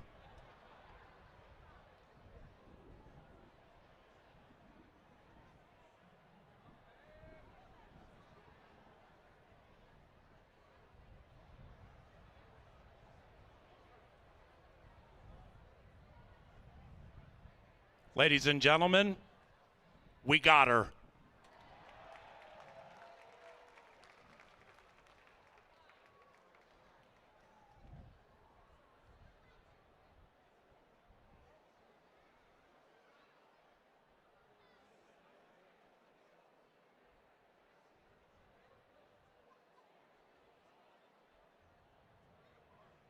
Ladies and gentlemen, number 6 Summer Winner is scratched.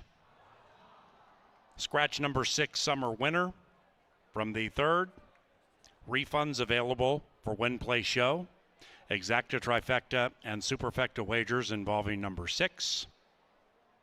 If you had Summer Winner in a pick 4 or pick 3, your wager automatically shifts to the starting favorite in race 3. There will be a consolation double paid to Summer Winner from Wrigleyville. And we are refunding doubles to race 4 that include number 6 Summer Winner. Gates being put back on the turf course. We should have race number 3 within 5 minutes. If you wagered on number 6 Summer Winner, your refund is available right now. So you can head to the wickets and re-wager if you're so inclined.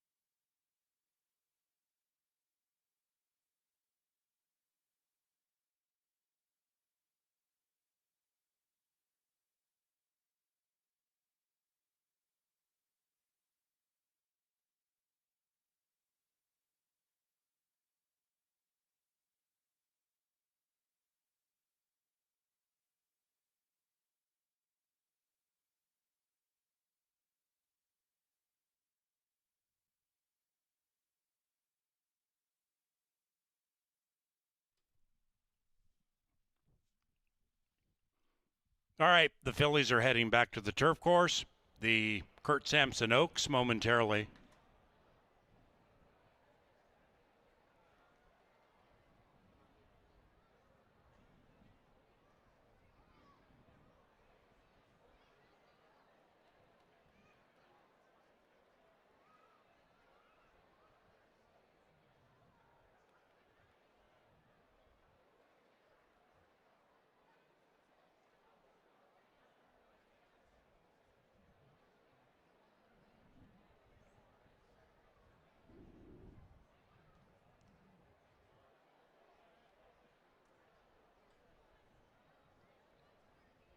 Kurt Sampson Oaks post time, take two as they go back in. Tamarack, Stunning Sapphire. Clearly Authentic, Even Money. The White Horse, Essential Lady, 6-5.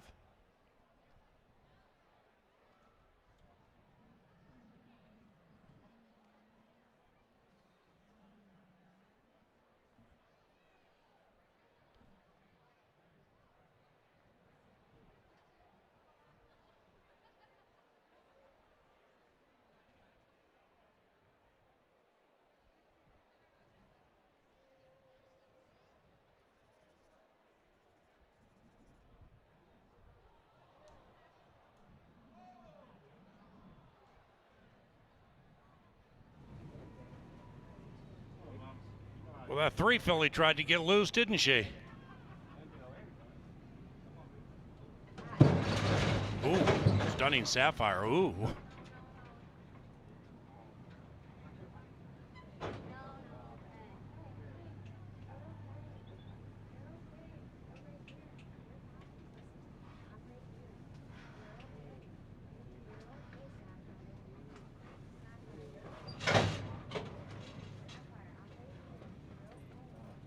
Billy's in. Chain off the 3. Rider joining. Rider still off. Essential Lady, professionally. Two back, Strayshaw and Mendelssohn's Comet. Last in, Mendelssohn's Comet, trying to win 3 in a row, 6-1.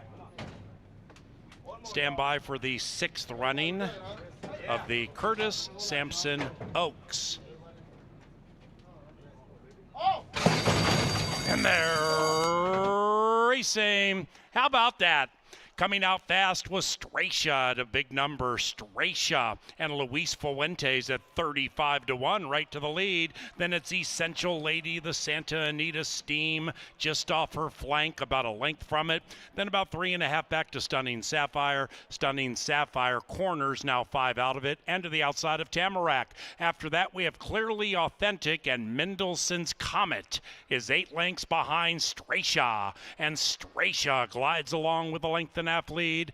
In second is Essential Lady, poised to pounce. Tamarack 4 back in third. Then we come to Mendelssohn's Comet, out of last, cruising up to the inside, 6 lengths from the lead, and the lead still belongs to the long shot. Stunning Sapphire second last. Clearly Authentic would have to win 2 in a row from last and about 7 out of it.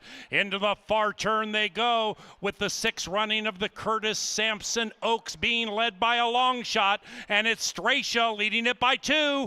Essential Lady senses the warning call and is coming after Strayshaw. After that, we have Tamarack. That one's 5 lengths from the lead. Mendelssohn's Comet angles to the outside. Then it's Stunning Sapphire, and still nothing from Clearly Authentic, and up goes Essential Lady. Essential Lady, the white horse, gallops to the lead powerfully. After that, we have Tamarack, a tired Strayshaw, and Mendelssohn's Comet, late but too late. And Essential Lady is the Kurt Sampson Oaks champion.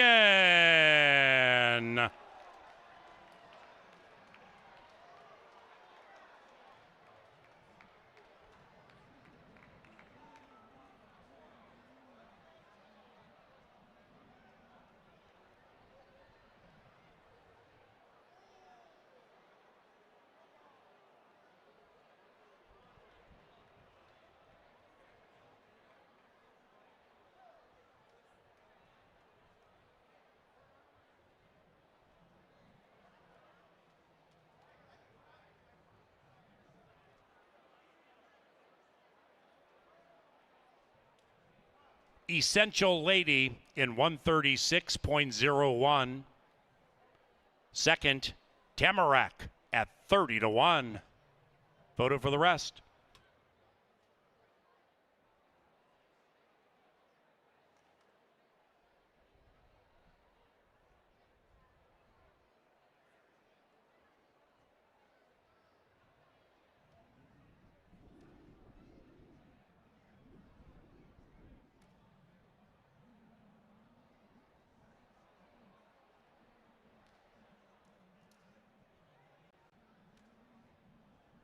The numbers 4, 1,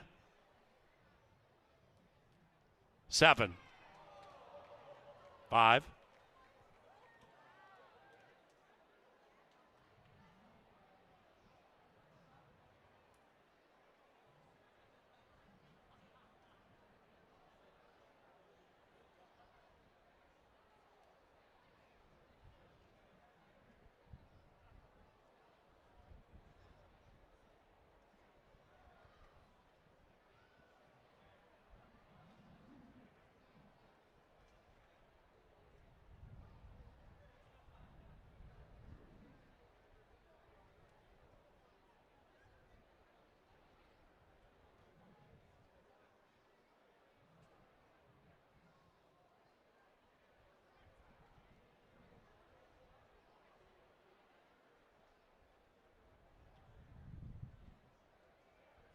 and race number 3 is official.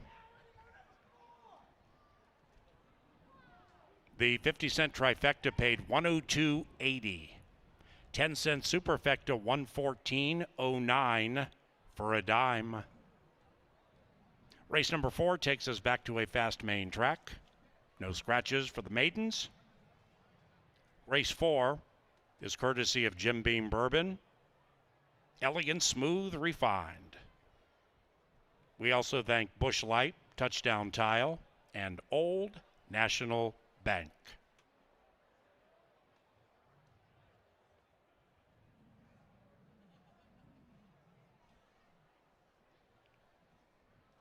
As we remember the memory of Kurt Sampson, longtime chairman of Canterbury Park Holding Corporation. Kurt died in the summer of 2021 and at the age of 87. In the winner's circle with the trophy presentation and representing Kurt, sons Randy and Russ and daughter Susan Bukowski. They have the trophy presentation to the connections of Essential Lady, ridden by Emmanuel Esquivel. The winning owners, Rock Ridge Racing, and the winning trainer, Jonathan Thomas. Essential Lady is a 3-year-old roan filly by Essential Quality out of Lady Shipman, bred in Kentucky by Randall Lowe.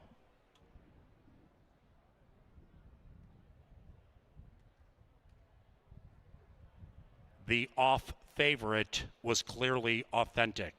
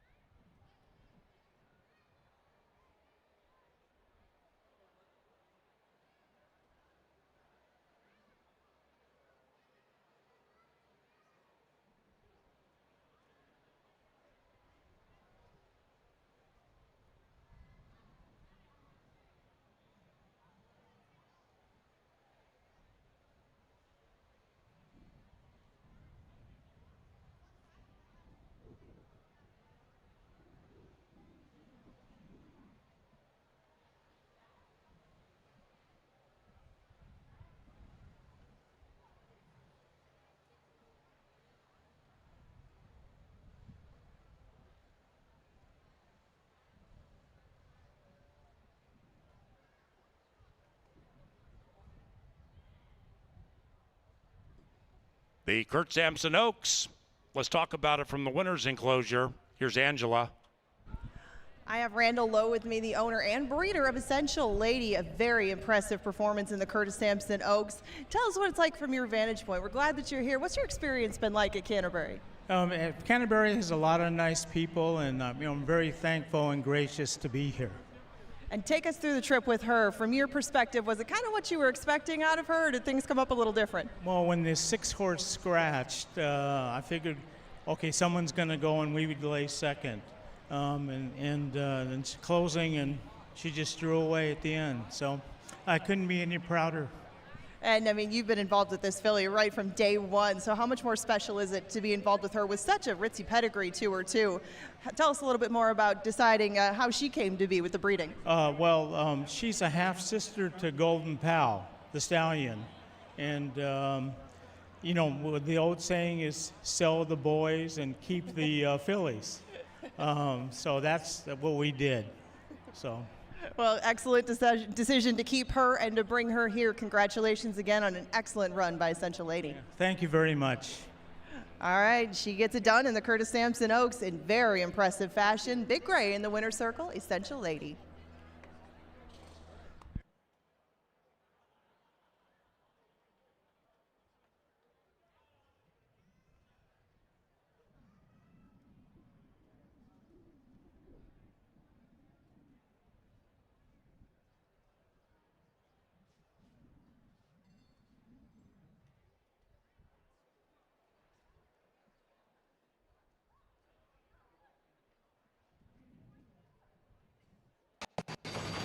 And they're racing. How about that? Coming out fast was Stracia at a big number. Stracia and Luis Fuentes at 35-1 right to the lead. Then it's Essential Lady, the Santa Anita Steam, just off her flank, about a length from it. Then about 3.5 back to Stunning Sapphire. Stunning Sapphire corners now 5 out of it and to the outside of Tamarack. After that we have Clearly Authentic, and Mendelssohn's Comet is 8 lengths behind Stracia, and Stracia glides along with a length and a half lead. In second is Essential Lady, poised to pounce. Tamarack 4 back in third. Then we come to Mendelssohn's Comet out of last, cruising up to the inside, 6 lengths from the lead, and the lead still belongs to the long shot. Stunning Sapphire second last. Clearly Authentic would have to win 2 in a row from last and about 7 out of it. Into the far turn they go with the 6 running of the Curtis Sampson Oaks being led by a long shot, and it's Stracia leading it by 2. Essential Lady senses the warning call and is coming after Stracia. After that we have Tamarack. That one's 5 lengths from the lead. Mendelssohn's Comet angles to the outside. Then it's Stunning Sapphire, and still nothing from Clearly Authentic, and up goes Essential Lady. Essential Lady, the white horse, gallops to the lead powerfully. After that we have Tamarack, a tired Stracia, and Mendelssohn's Comet late but too late, and Essential Lady is the Kurt Sampson Oaks champion.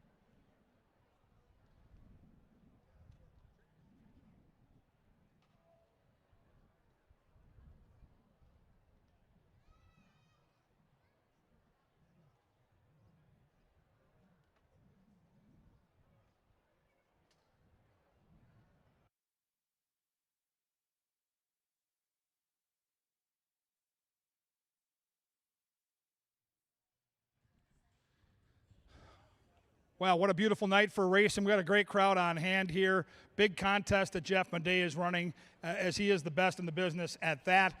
And we just saw the Santa Anita shipper come in and get all the money. And in the middle of all these stakes races, even though this is a maiden race with a bunch of horses looking for their first win, it's a pick 5 starter. And if you're new to playing Canterbury, and again, with Northern Stars Turf Festival, we got a lot of players around the country that are watching our signal. 10% takeout here at Canterbury, lowest in the country. It pays about double, maybe 2.5 times what it should pay. It pays to play the pick 5, and it starts right now with this maiden race. So let's take a look at the field as horses look for win number 1. Neoteric is the one horse. Tim Padilla, the trainer, one of our top trainers every single summer here in Shakopee, and he puts the blinkers on. So they don the hood for this. The horse hasn't shown a lot of early speed, so maybe the blinkers will improve the positioning early. His go-to rider is Alonso Quinones. He's terrific. You got great connections. A 4-1 morning line set by a pro, and I got to tell you, our morning line guy does a great job here. So the fact that this horse is 10-1 certainly catches my eye. Number 2 is Rudy Won't Fail. We've already seen Caber Koa in the winner's circle. What a ride that was a couple starts back. Mac Robertson is the trainer, the all-time best trainer, in my opinion, at this racetrack. And in from glitzy Oaklawn Park, a nice workout recently here at Canterbury, a gorgeous-looking horse in the walking ring, and we get the double handler. You'll see up front there, 2 handlers on that number 2. This horse is bred to be a good thing. Could be an interesting horse at 9-2. Number 3 is Igniting Embers. Gallardo gets the call for Tony Rengsdorf. Handicap and angle will be turf to dirt. He's had some close calls. He's the son of Mark Boleski, who was a really nice horse. So this horse has a touch of speed. Should be right in the mix at 9-1. Number 4 is Two Jack. Joel Burnt for Luis Fuentes. A couple for Winchester Place Thoroughbreds. This horse debuted at Churchill Downs. Had a troubled trip under the Twin Spires. Really didn't show us much. Workouts have been good since, and Winchester, wherever they go, they win, but they come here every summer and win for size. Of the 2 Winchester horses, I was more intrigued by this guy, number 5.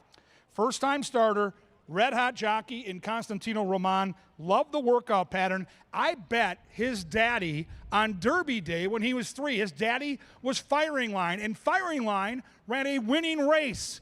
Unfortunately, he ran into a horse named American Pharaoh, who would go on to win the Triple Crown. But Firing Line was an awesome horse ridden by Gary Stevens. And this guy is bred to be a heck of a runner. He's 7-1.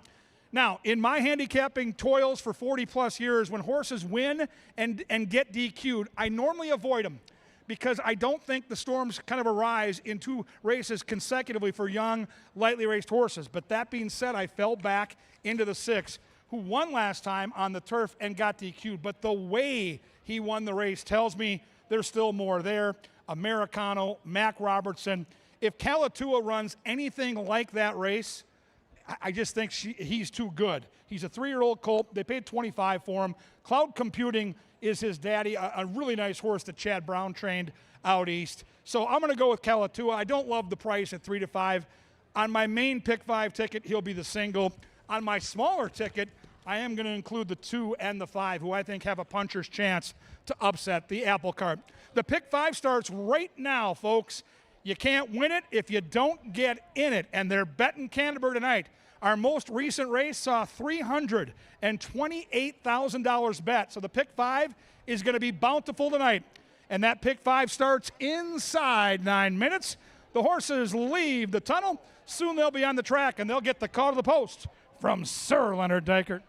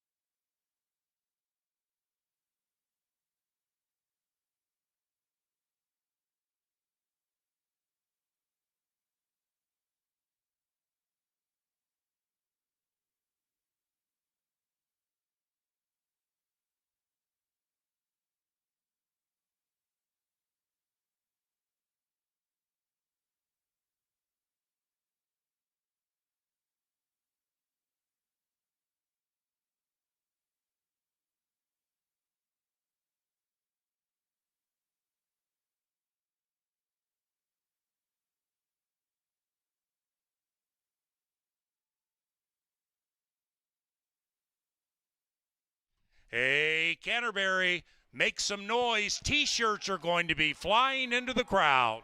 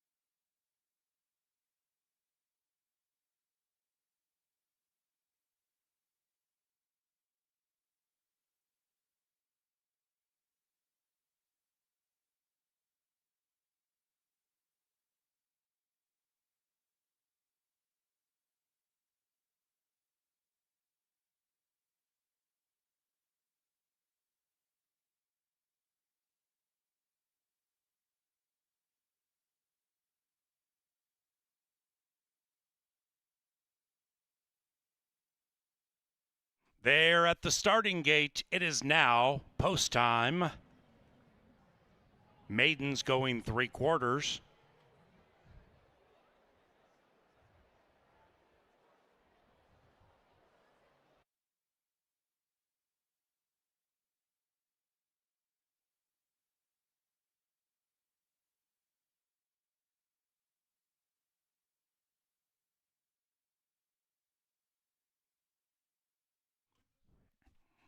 A shot of boardwalk adjacent to the starting gate. They line up along the fence, take pictures, roll video as the horses head into the gate and subsequently leave it. This time for race number 4.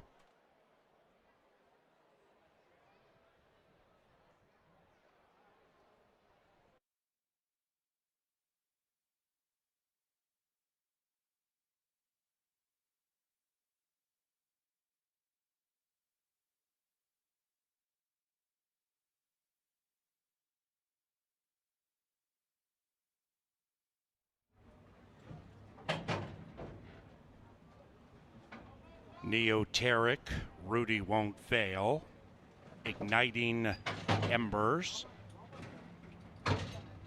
Second half of the field, 2 Jack shares a home with Line of Reason, who debuts in the Winchester colors. Kalatua, the favored Kalatua, last in line. A Saturday 6-pack at Canterbury Park.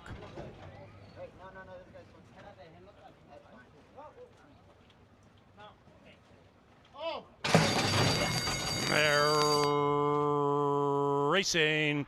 Maidens off squarely, and the one on the far outside, Kalatua, made the start, and Kalatua immediately to the front. Now joined by the firster, Line of Reason, and those two race 2.5, 3 lengths away from Rudy Won't Fail. Right behind that one, we come back a length and a half, Igniting Ember, 7 out of it, and Kalatua takes the lead and runs away by 2. Make it 3. The favorite, with a burst and a keen turn of speed, has put 5 on the other 5.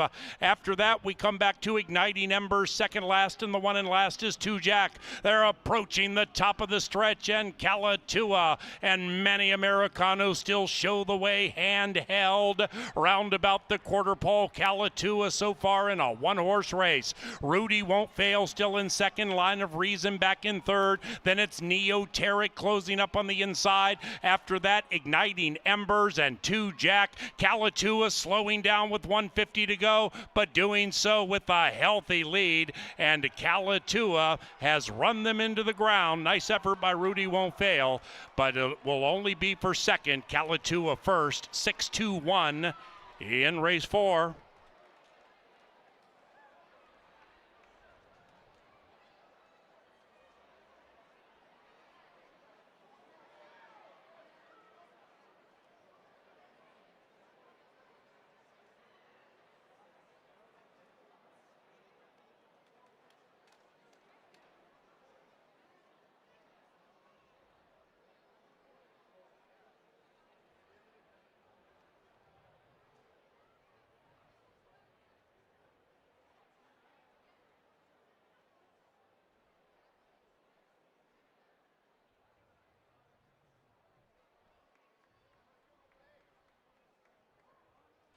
Number 6, Kalatua, ran first. 6-2-1, 4th place photo.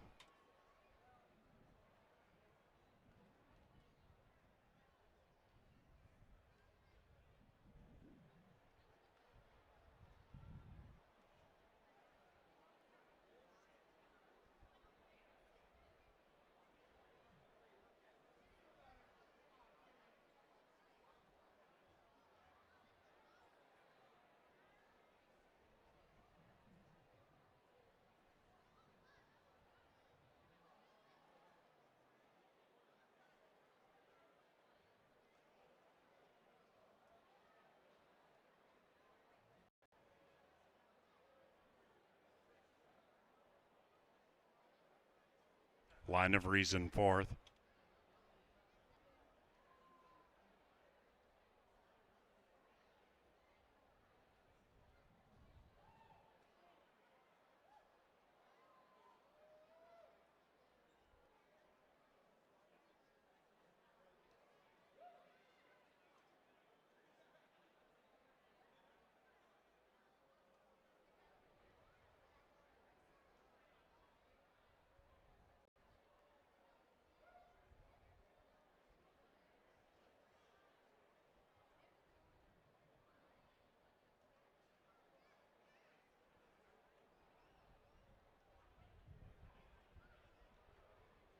And the fourth race is official.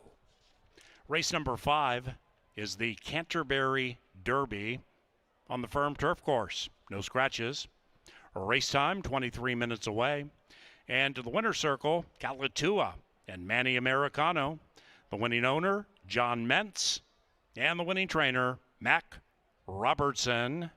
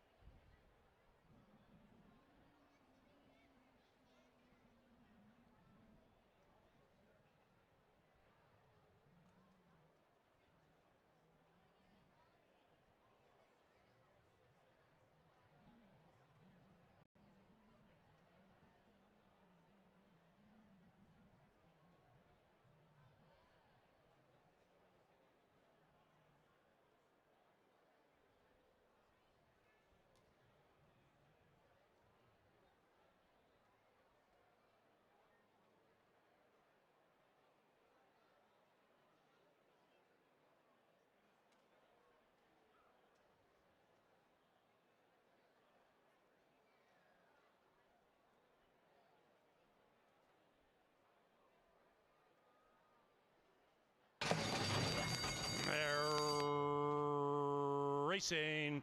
Maidens off squarely, and the one on the far outside, Calatua, made the start, and Calatua immediately to the front. Now joined by the firster, Line of Reason, and those two race 2.5, 3 lengths away from Rudy Won't Fail. Right behind that one, we come back a length and a half, Igniting Ember, 7 out of it, and Calatua takes the lead and runs away by 2. Make it 3. The favorite, with a burst and a keen turn of speed, has put 5 on the other 5.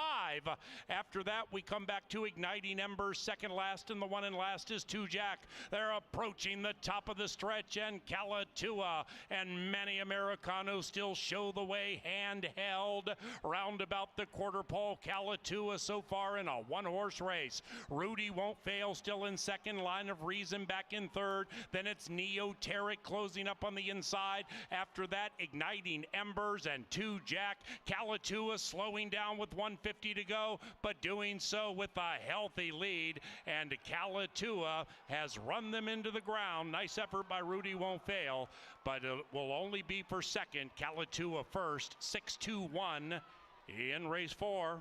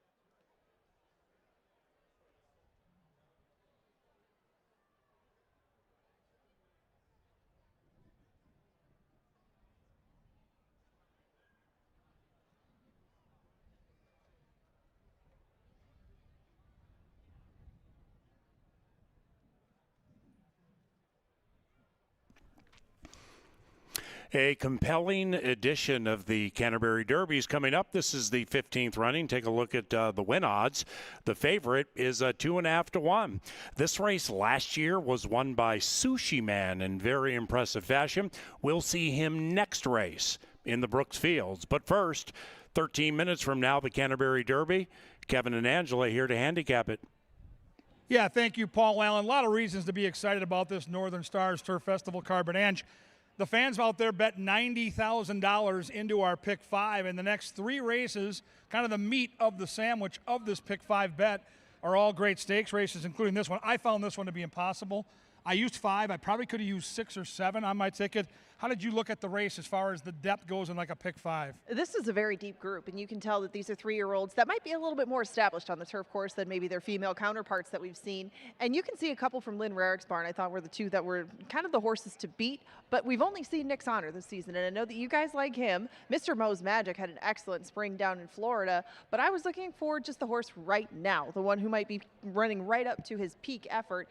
And I think that that's a horse that's been on the dirt recently, but you actually give a big shot to the inside horse, and we're going to just start at him because Jackie Paper is a horse that I know you had some interest in. We got quite a few to go through here, and Jackie Paper with his speed could be pretty tough at 15 to 1. What do you think? I love the price right now. I've got the horse on my Pick 5 ticket, and you know, I don't know what he beat last time, but I like the way he won that maiden breaker on the turf.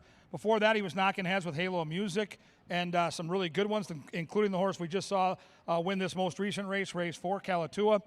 There's talent there, I know that. These are deep waters, but I think the horse can hit the ticket. You're bullish on Mr. Impersonal, and I get it. Like, this horse is going to sit behind some speed and should be running late. Well, and has some conditioning to him this year, too. You can see a number of sprint races and a nice gradual lead in to going a mile on the turf because he's gone from 5.5 to 6 to 7. He went a mile 2 back, and then last time ran very well going 7 furlongs. He didn't fall into the best trip that day, but he really did everything right except win. I mean, he settled way off the pace, let them go, and nearly ran everybody down. That was 7. A mile would make sense, and he also gets back in with his own age group. Those were older foes, and Mr. Impersonal has run on the turf previously here. I know the numbers will not grab you with this horse's turf races, but the way he finished it off makes me think that he could carry that dirt form right back over to the turf. And Ultra Extreme doesn't have to do such a thing. He just needs to stay a perfect 2 for 2 if he's going to come up victorious today. You'll never catch me cheering against extreme racing. Vicky and Mike McGowan, some of the nicest people in the horse racing game. When you spend $180,000 on a horse and it debuts and wins the way that horse did, there's clearly talent there. So I'm a big fan of Ultra Extreme. I think this horse at 5 to 1 fits the profile. We've got a double handler. We've got a versatile horse. Americano rides. Max horses always look good down here. He certainly does. Now I'm going to carry that over to Nick's Honor, who I just think, you know, big picture, he's just further along, right? Like when you look at these horses, start number 13, has a couple wins. A lot of these horses are eligible for non-winners at 2. He is not. Comes off a nice effort. I really like the older horses he tackled last time. He was a part of the pace that I thought was too fast early. If he can get comfortable, I think he can win, and he's 7 to 2. Now, the early betting, we talked about this as we were coming on the air. How about Bob? How about the betting for the Pat Swan horse? I know, he's going for his 3rd win in his last 5 starts. Just the problem is none of that's on the turf. And the pedigree doesn't really shout turf at you, but how about Bob has enough speed to keep himself in range? And that seems to be what you've needed to do on this turf course, at least today, is not come from too far out of it. But how about Bob should find himself in a pretty good position, I would think, early. And since they've added the blinkers, this horse seems like a little bit different horse. And maybe it doesn't seem to matter what surface he goes on. They just want to see how much versatility he has since he's run so well going 2 turns recently against Stakes Company. It all kind of makes sense, except for the question of the turf and the 4 to 1 price to get there. Now, Mr. Mo's Magic just comes past us. Mr. Mo's Magic had an excellent spring himself. He's got a big, nice stride to him. This horse should be coming late, and I mean, he does have a bit of pace to run at. It's just that we haven't seen him since March. I wanted to see him out here in the paddock because he does have some size to him, and it is hard to keep a horse rolling like that with this much time off. The time off is the only concern I have. This horse clearly is a gifted horse, loves the turf, won a $100,000 plus stakes race last time at Tampa, and they went 48 and 4 to the half, and this horse was well off the pace, made a middle move, and sustained it. He's the horse to beat, but the layoff, Angela, I completely agree. The layoff to me is a question mark. The 7 is getting bet. 15 to 1 morning line, nearly cut in half, outside horse with some speed, and we've seen Nick Goodwin bring in prices before.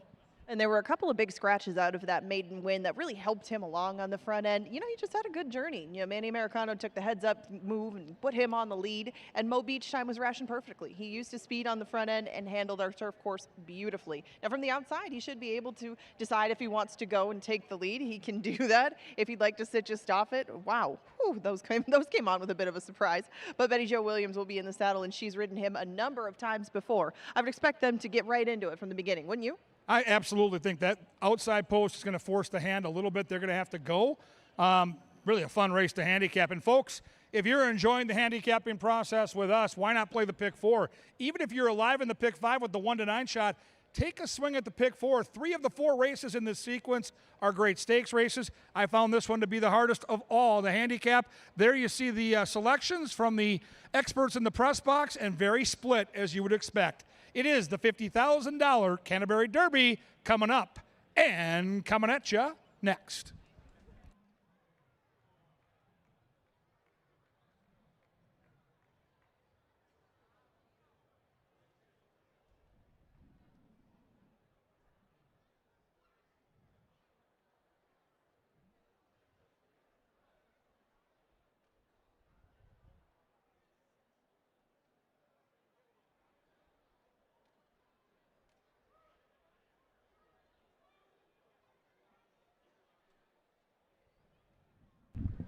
CBY Derby, call to the post.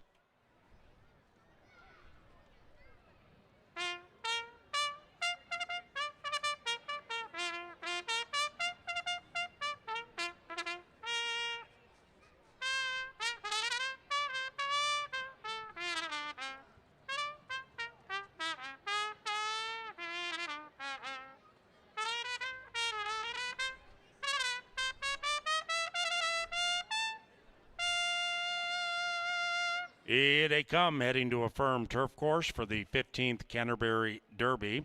Number 1 is Jackie Paper, ridden by Jose Riquelme. The owner, Maribel Nova Campiazano. The trainer, Santiago Tranquilino. Number 2, Mr. Impersonal, owned by Charlene Gabler and Tim Padilla. Tim trains, Alonso Quinones astride. Manny Americano rides number 3, Ultra Extreme, for Extreme Racing Stables and trainer Mac Robertson.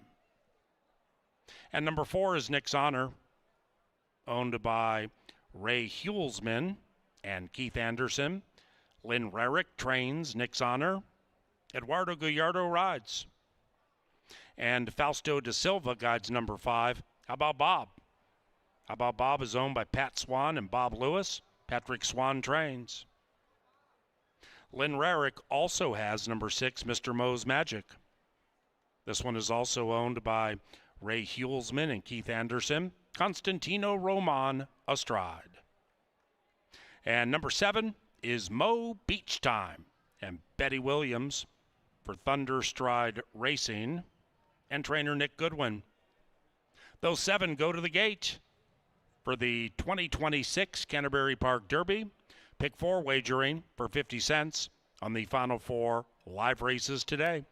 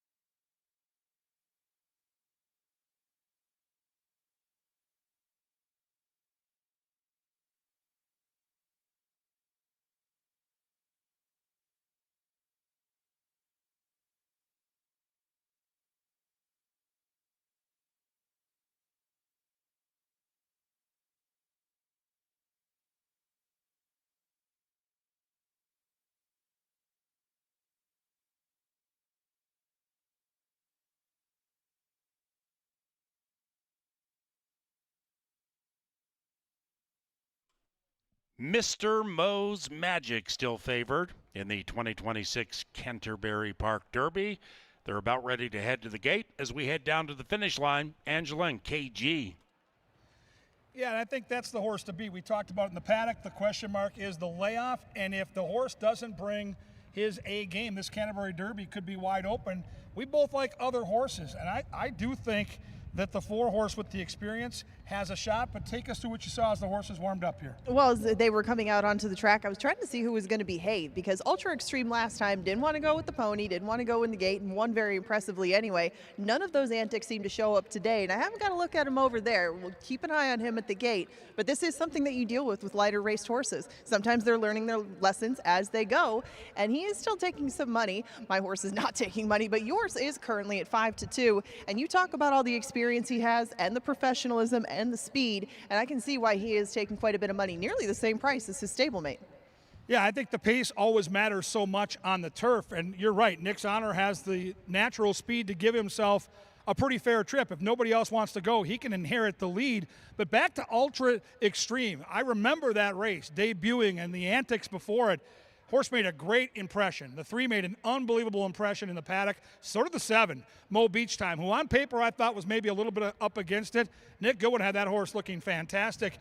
What kind of pace do you envision, though, as we get closer to the gate? Fast, medium, or do you think it could slow down? I think it could be pretty manageable. I just think that How About Bob, Nick's Honor, Mo Beach Time, and Jackie Paper probably want to be in a similar spot. I don't know if they want to be out clear on the lead, but they want to be close to the front end, and they could be pretty close-knit group. I would expect maybe 47 and change or something like that, and depending on what you think that is, if it's fast enough or if it's not fast enough, you handicap and bet from there. I think the pace is going to be fast enough, and I think that Mr. Impersonal at 7-1 is fine by me. That's a great value on your pick, Ange. Here's the deal. The fans are having a hard time deciding. The board is wide open, PA, which means if you bet the pick 5 and you're alive, or if you're starting a pick 4, this is the kind of race you want to bet because it looks like everybody, at least in the bettor's eyes, has a shot to win. A great job as usual. Nick's Honor getting a majority of the late win wagering. Got about a minute left. They're still not on the turf course. From 4-1 down to 2-1 in the last couple of clicks. Mr. Mo's Magic is 9-5. Those two share a home. After that, you get all the way up to 4.5-1, and the McGowan's Ultra Extreme. And they're approaching the starting gate. Happy birthday, Hunter Goodwin. Happy birthday, Hunter Goodwin.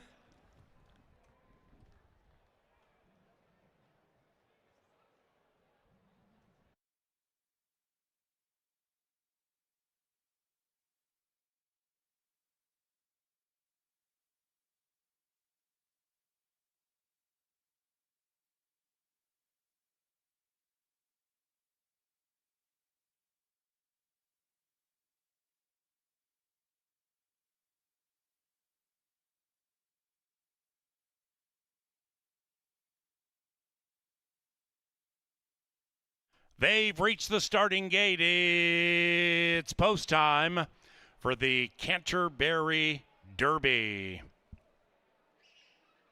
Debuted this in 2012. Hammer's Terror. Won it for trainer Mike Stidham. The rider, Lori Keith. Lori went back-to-back in this race. 2013, won for Mr. Stidham and owner Terry Hamilton with Dorset. Sushi Man won it last year for Cody Rosine.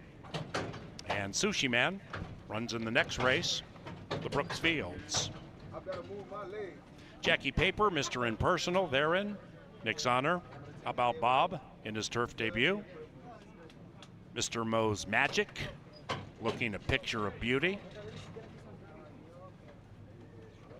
And the last in line, Mo Beach Time next to the other Mo.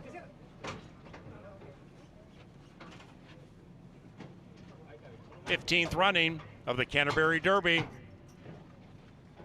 And they're racing. Jackie Paper out fast on the inside. Jackie Paper grabs the lead with 1 lap to go. Nick's Honor also good to go. Bet down to 4-5. Nick's Honor crushed down to 4-5 and favored, and just off the flank of Jackie Paper as they go around the turn for the first time. They're kind of going fast, and Jackie Paper makes it even faster, opening up by 2. After that, we come back to Mo Beach Time, 6 out of it, and to the outside of How About Bob in the turf debut, to the inside of Mr. Impersonal. Pace begins to slow down as they head up the barn side, 4.5 to go. Mr. Impersonal in the clear, 6 out of it, 1.5 to the good of Mr. Mo's Magic, and Ultra Extreme is last and 10 lengths rearmost. A little less than a half mile to go in the Canterbury Derby. Into the far turn, Jackie Paper at 5-1 continues to show the way and do so clearly. Nick's Honor cutting into the margin, cuts it to a half. After that, we have How About Bob sequestered and joined by Mo Beach Time. Behind them, we have Mr. Mo's Magic, Mr. Impersonal also making a swift move, 3 out of it, and Ultra Extreme is 9 lengths in last. Nick's Honor takes the lead, and Nick's Honor puts the head in front of Jackie Paper, who fights back diligently on the inside. Nick's Honor, Jackie Paper not done yet. After that, Mr. Mo's Magic. It is Nick's Honor grinding away. Jackie Paper comes back and is a brave second, but Nick's Honor is the Canterbury Derby champion.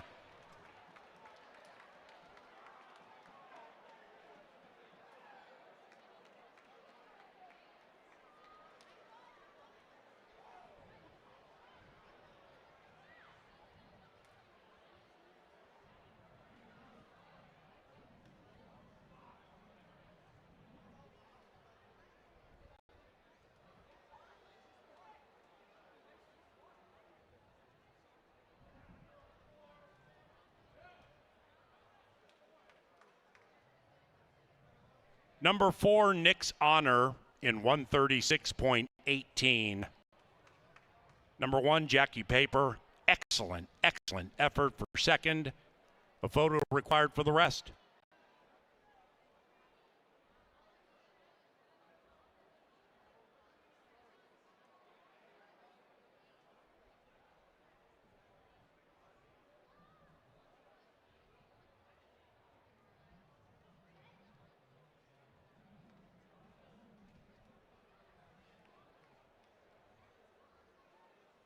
The numbers 4, 1, 2, 6,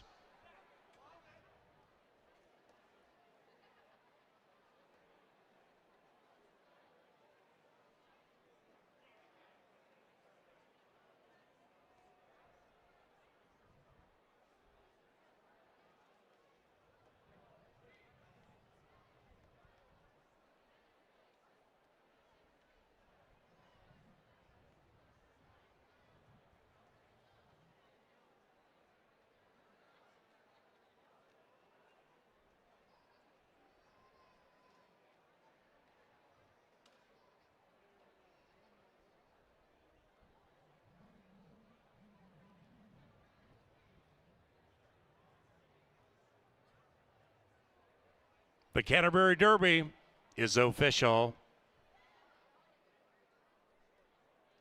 Trifecta paid $16.70. It was chalk all evens. Race 6 is the Brooksfields Mile on that firm turf course. Scratch number 8, Zaffarelli. Brooksfields takes off about 23 minutes from now. Racing at Canterbury is provided in part by the Minnesota Soybean Research and Promotion Council and Hormel.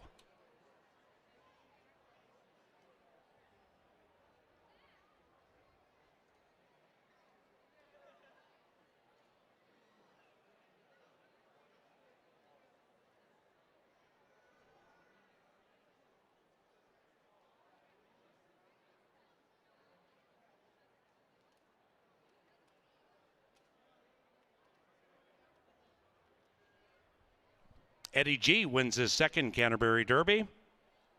The rider took it down in 2024 aboard Flat Hamby.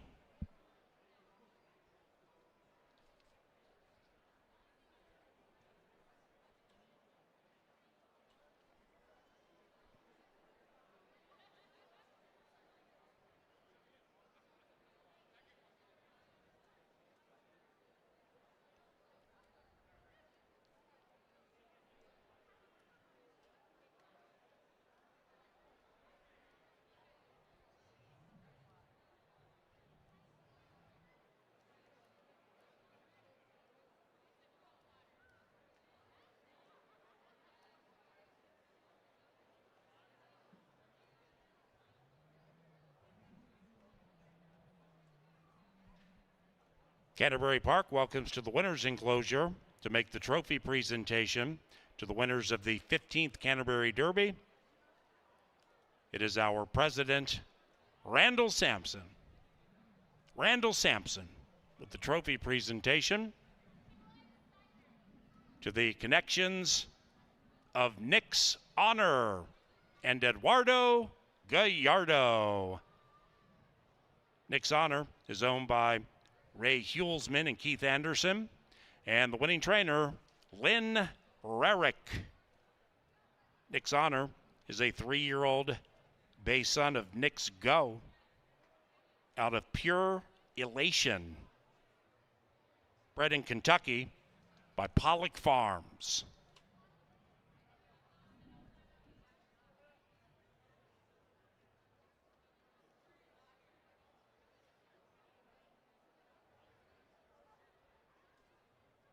The Brooks Fields 20 minutes from now, about 7:50.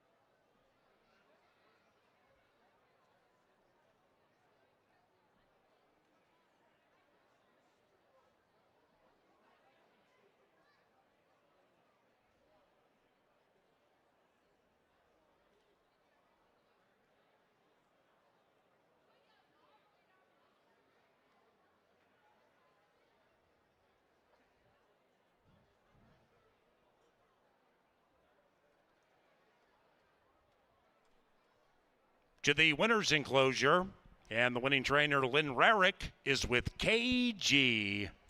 Well, I love seeing you right after they crossed the wire, because even though you went favored and you had a really nice horse in Nick's Honor, it's never easy. How did you take the race in watching it? I didn't know which one to watch. But yeah, I knew Nick would be up front and the other one would come around, and then he did. Jeff Bidet tells me you were the first trainer on the grounds, and we know that Tampa Bay Downs is a great setup for horses winning in Shakopee, but how much did your time here, being the first trainer on the grounds, get all your horses acclimated? Because here's a horse that's been here now 3 times and won twice. Well, I think getting here, being able to get everything set up, get them on the track right away, get some works in them, really benefits them. They get used to the air quality, they get used to the track and the surroundings. What makes Nick's Honor a special athlete in your eyes? You're with him every day, and he showed some real talent here today. Well, I kind of thought that he was going to be my speed horse, and he's not, so. He can just do it all, right? He's versatile. Congrats on the big win. Thank you. Lynn Rarick's had an awesome season. She got here early, and it's paying off on one of our biggest stakes nights tonight. The Brooks Fields Mile, 20 minutes from now, scratch number 8.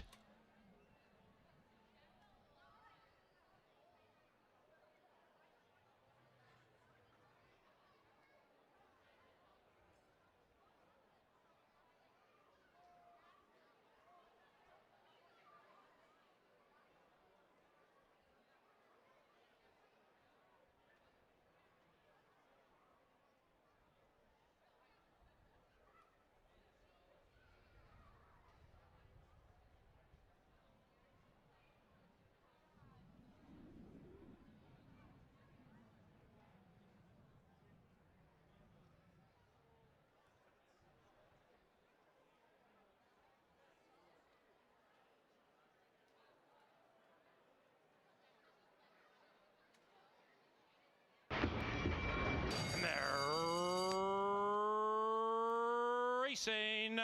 Jackie Paper out fast on the inside. Jackie Paper grabs the lead with 1 lap to go. Nick's Honor also good to go. Bet down to 4-5.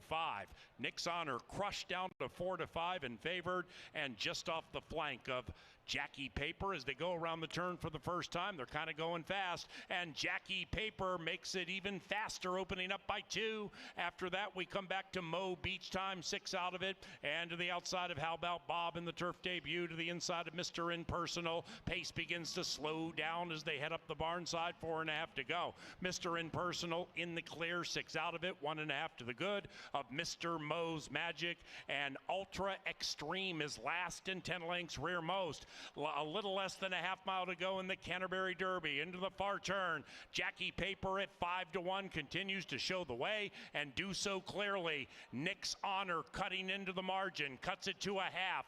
After that, we have How About Bob Sequestered and joined by Mo Beach Time. Behind them, we have Mr. Moe's Magic, Mr. Impersonal, also making a swift move, 3 out of it, and Ultra Extreme is 9 lengths in last. Nick's Honor takes the lead, and Nick's Honor puts the head in front of Jackie Paper, who fights back diligently on the inside.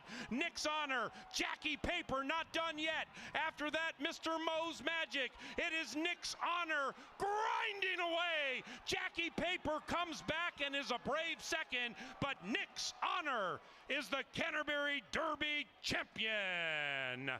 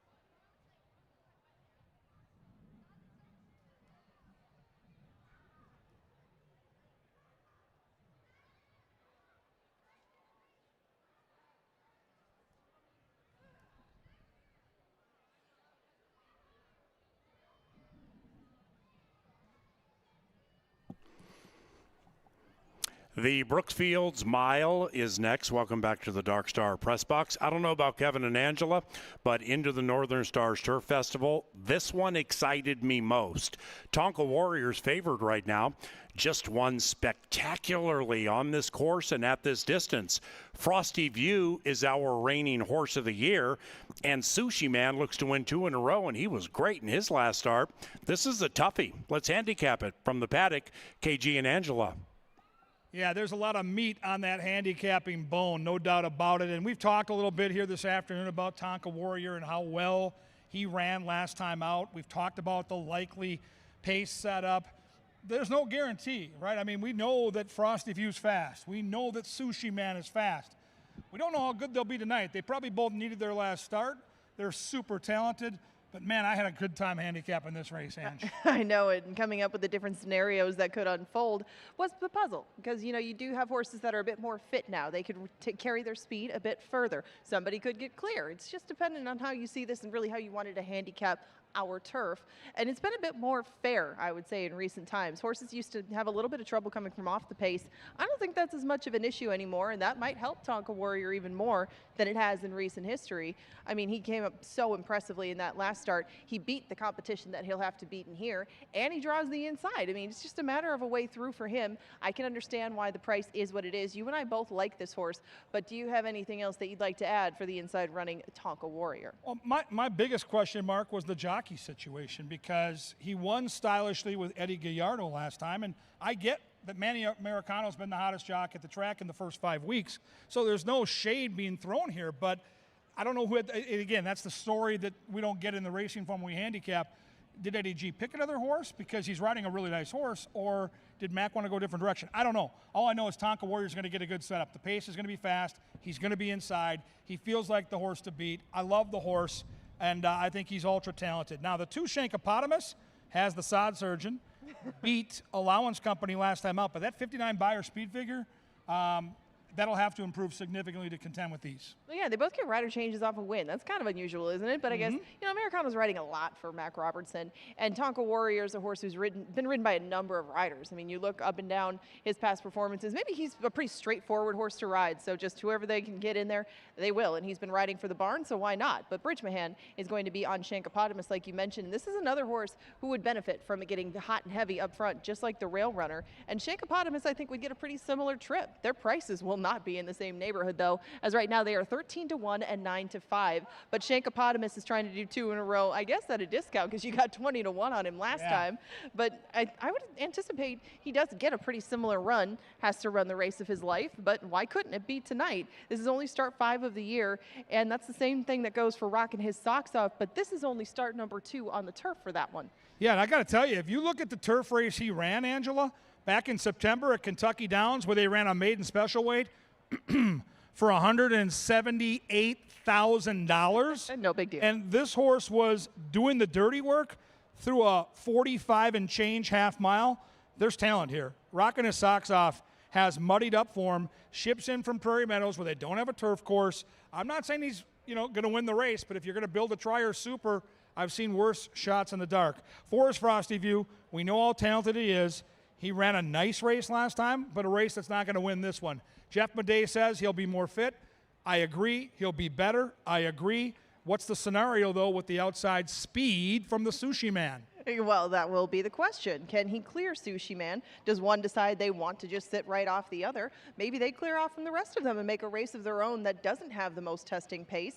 I would guess that all of the above could happen, but that's what made this race so fun to handicap. I thought the Frosty View and Sushi Man would take enough out of each other. Even if they do go up there and try to slow things down, they're competitive horses on the front end. I don't think they can slow it down probably enough, but Frosty View probably got a ton out of his last race, like you said. He'll be more fit, he'll carry them further, but he does have his hands full with the outside runner. Another closer in here, Innately Good, is your second choice, my second choice. Tell me why.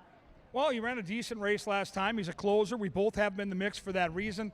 I'm not loving what I'm seeing in the paddock right now. He looks okay. I want to see a little more verve maybe when the jock gets up and they go to the track. But I've always thought this horse had talent. He won at 26-1 at Tampa over the winter and did so from way off, and that was kind of the scenario. I like the bullet workout since the last start. We both have him in the mix, so clearly we both like him.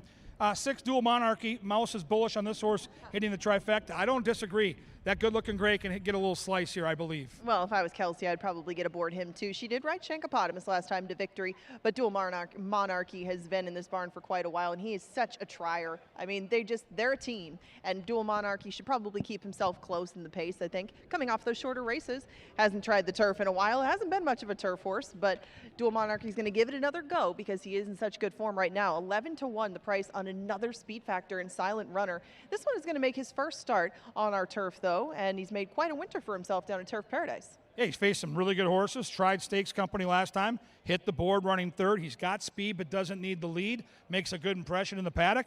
A little guy. He's a little tiny guy, but you know what? He's good enough to contend. And I think the best looking horse in the paddock, and we'll go out on the turf and watch him warm up. Double handler for Sushi Man. Ange, that horse looks so good. Yeah, if you're Paul Allen, wherever you are, your charge Sushi Man is making quite the impression as he bounces out of the walking ring and goes down the bridle path. He seeks 2 in a row, but he does seek it on the front end. I wouldn't be surprised to see Gallardo just maybe sit right off Frosty View and try to see if they can make a horse race of it down the stretch. Either way, they'll have their hands full with each other throughout, and I think that leaves them wide open for one of those closers to take. It looks like you and a few others agree. Yeah, teep up, though. Taking a swing on Frosty View. We got all kinds of fun handicapping. There's Paul Allen with the outside horse, Sushi Man, who made that great impression. It's 50,000 large. It's the Brooksfields Mile. The intrigue is abound. The horses have left the paddock. You got to put your money where your mind is and watch somebody run right into the history books at the gate inside 7 minutes for another great stakes race. Good luck, everybody.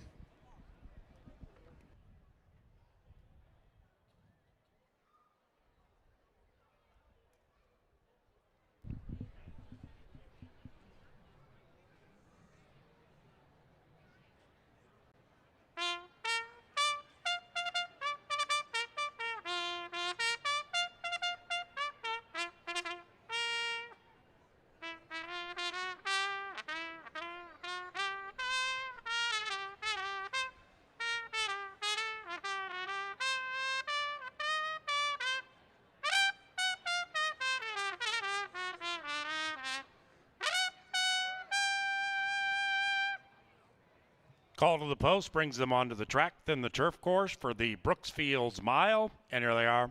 Number 1 is Tonka Warrior, owned by Extreme Racing Stables. The trainer, Mac Robertson. The rider, Manny Americano. Number 2 is Shankopotamus. Shankopotamus is owned by EW and MB LLC. Stacy Rushton trains. Jermaine Bridgman rides. And Fausto da Silva guides number 3, rocking his socks off for Bob Lindgren and trainer Pat Swan. Number 4, Frosty View, was our 2025 Horse of the Year. This 5-year-old is owned by Charlene Gabler, trained by Joel Burt. In the irons, Luis Fuentes. Betty Williams guides number 5, Innately Good. This one is owned by Brant Lau and Ostogen. The trainer, Nick Goodwin. David Garcia Altamirano owns number 6, Dual Monarchy. The trainer, Bob Klein. In the irons, Kelsey Haar. Emmanuel Esquivel rides number 7, Silent Runner. Kirk Sutherland owns. Jose Silva Jr. trains. And number 9 is Sushi Man. Sushi Man is owned by One Bid Stable and trained by Cody Rosine. Eduardo Gallardo has the call.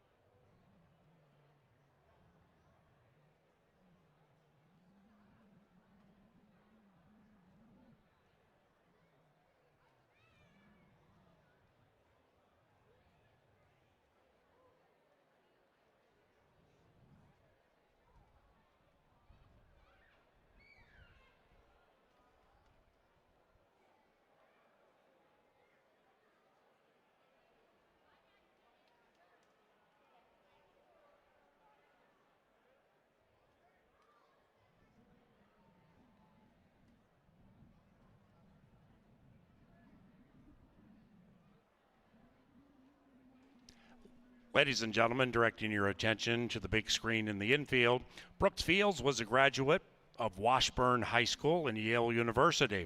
And although he had no background in racing, Fields is arguably the father of the sport in Minnesota. He was the man at the center of the effort that created Canterbury Downs. Fields also was a lover of people, of the racetrack, and life in general. Brooks Fields passed in 2008 and was the first president and CEO of then Canterbury Downs, which opened in 1985. In the winner's enclosure, Jeff Madej, leader of media relations at Canterbury Park, is with Brooks Fields' daughter, Sarah Nesson, to learn more about Mr. Fields.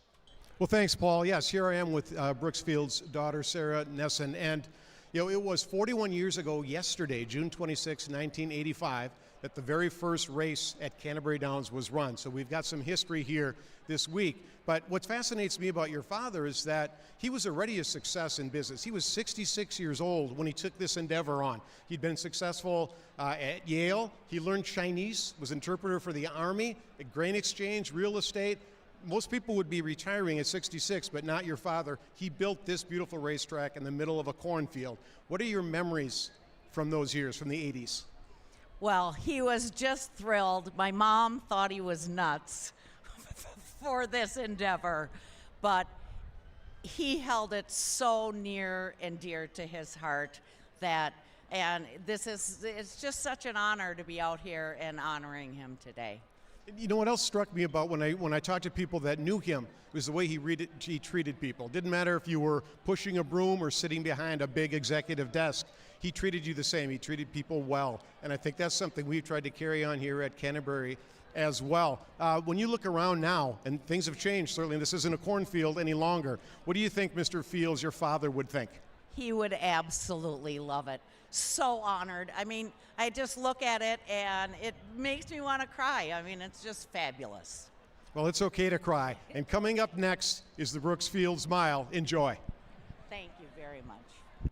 Great job, Jeff, and welcome back, Sarah. That was wonderful.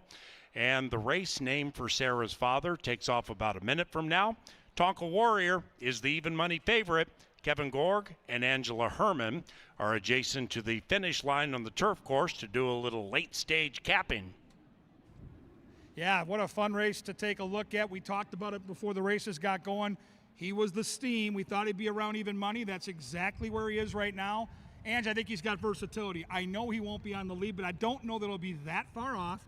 And again, if they try to slow it down, his skill set allows him to be in a good position. He's the horse to beat.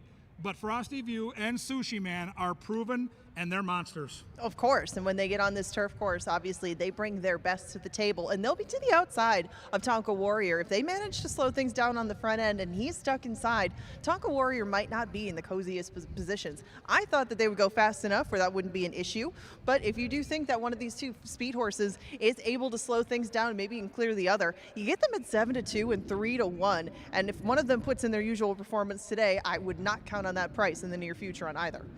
As we always talk about, PA, the beauty of turf racing is it comes down to the final football field and the jockeys and their decisions get magnified. Americano has been brilliant in the opening 5 weeks of his Canterbury career. Here's a big spot with a great horse that's going to have to be maneuvered through traffic. I can't wait to see what that great talented jockey does on this big stage. Have a great call. Yeah, thank you, buddy. Thank you, Angela. Tonka Warrior, even money. Shankopotamus, a long shot, trying to win 2 in a row. Rocking his socks off here from Prairie Meadows, also a long shot.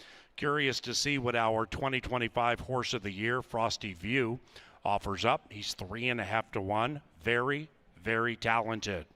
Likewise for number 9, Sushi Man. He's 3-1. Eduardo Gallardo trying to go back-to-back in these stakes races. He has Sushi Man now 2.5-1.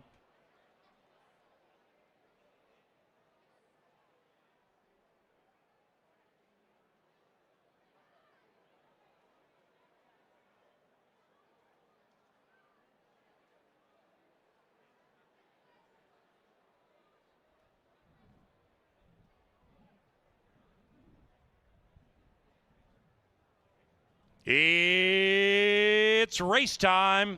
into the gate for the Brooksfields Mile.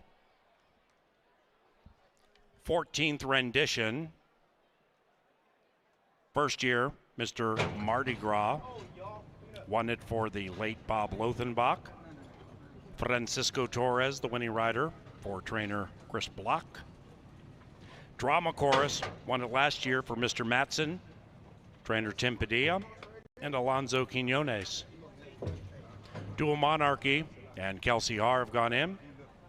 Here comes Silent Runner and Sushi Man last in line. Tonka Warrior, even money. 8 in the gate. It's the Brooksfields Mile.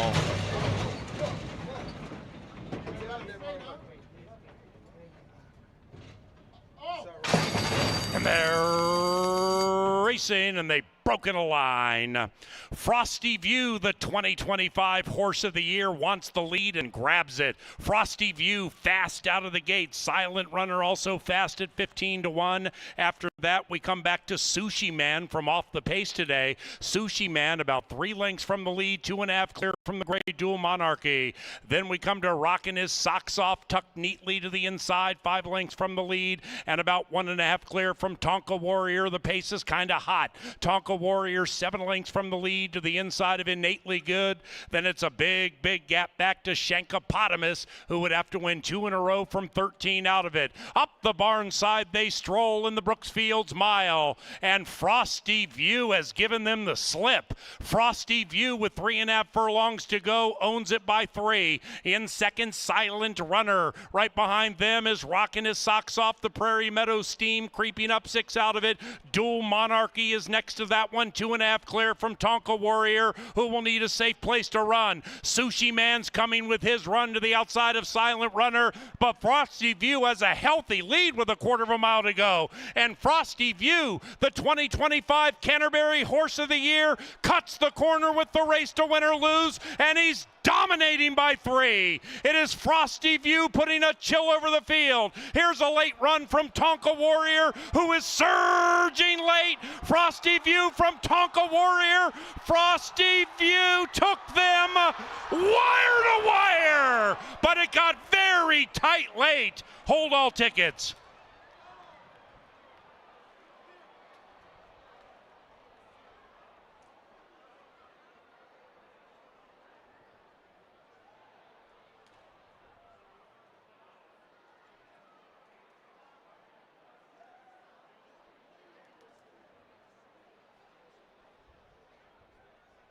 Tight photo in the Brooksfields Mile. Frosty View or an on-charging Tonka Warrior?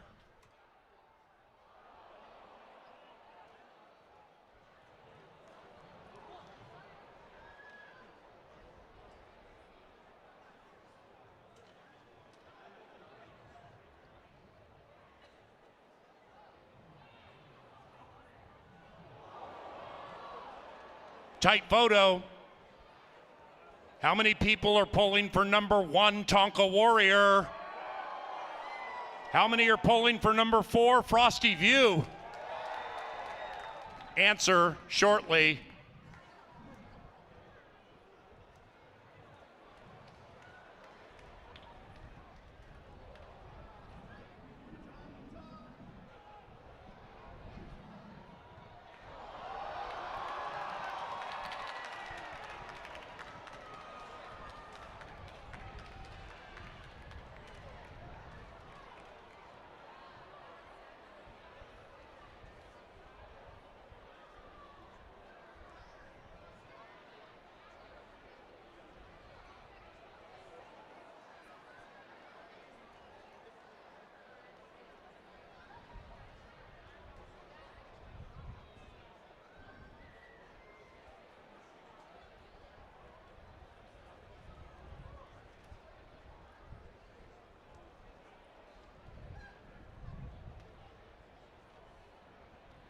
We have an answer.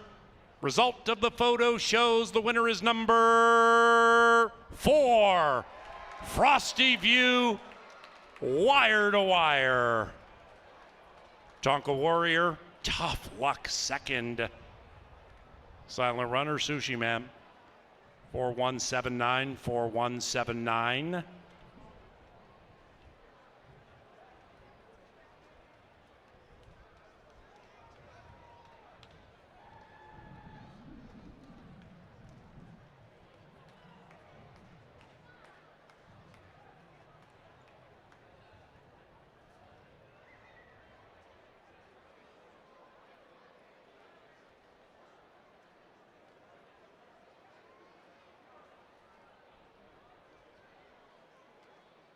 And the Brooks Fields is official.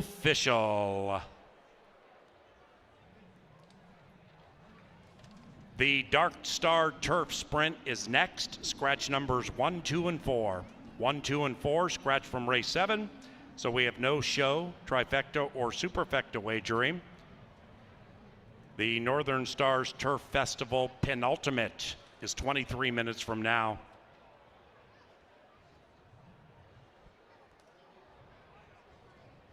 Ladies and gentlemen, in the winner's circle, to make the trophy presentation to the winning connections of the Brooksfield Mile, we welcome back Sarah Fields Nesson, the daughter of the late Brooks Fields, the man for whom this race was named.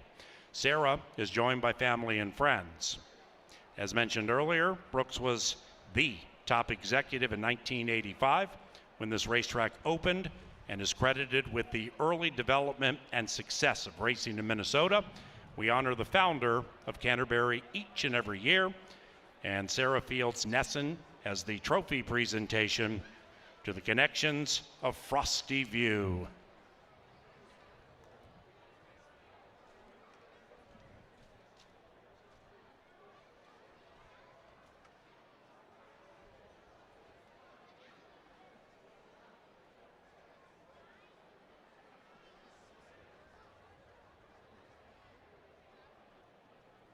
Here comes the 2025 Canterbury Horse of the Year, and now Brooksfield's Mile champions, Frosty View and Luis Fuentes. The winning owner, Charlene Gabler. The winning trainer, Joel Burnt.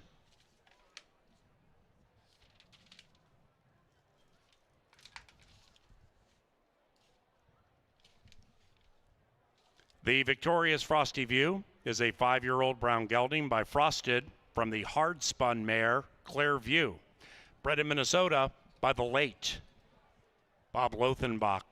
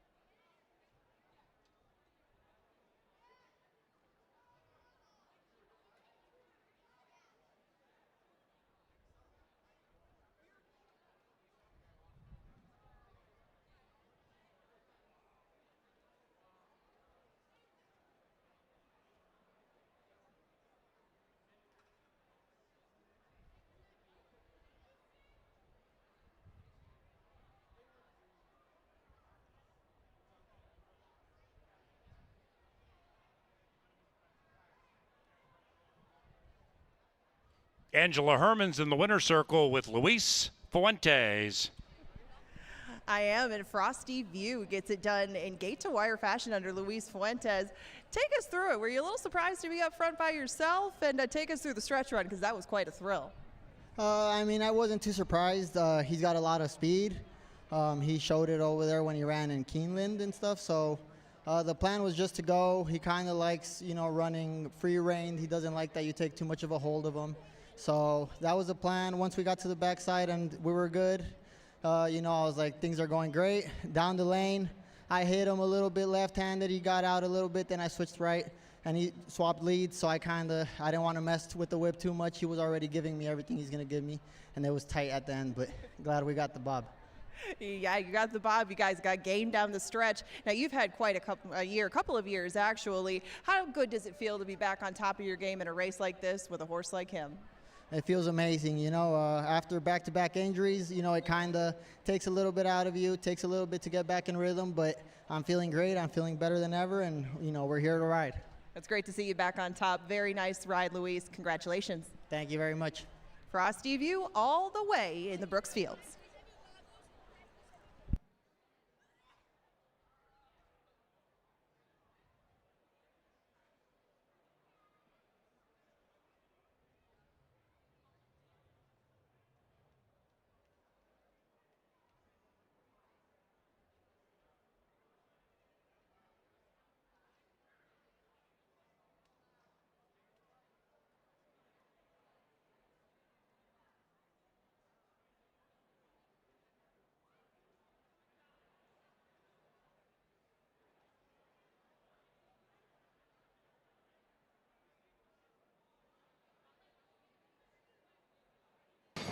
And they're racing, and they've broken a line.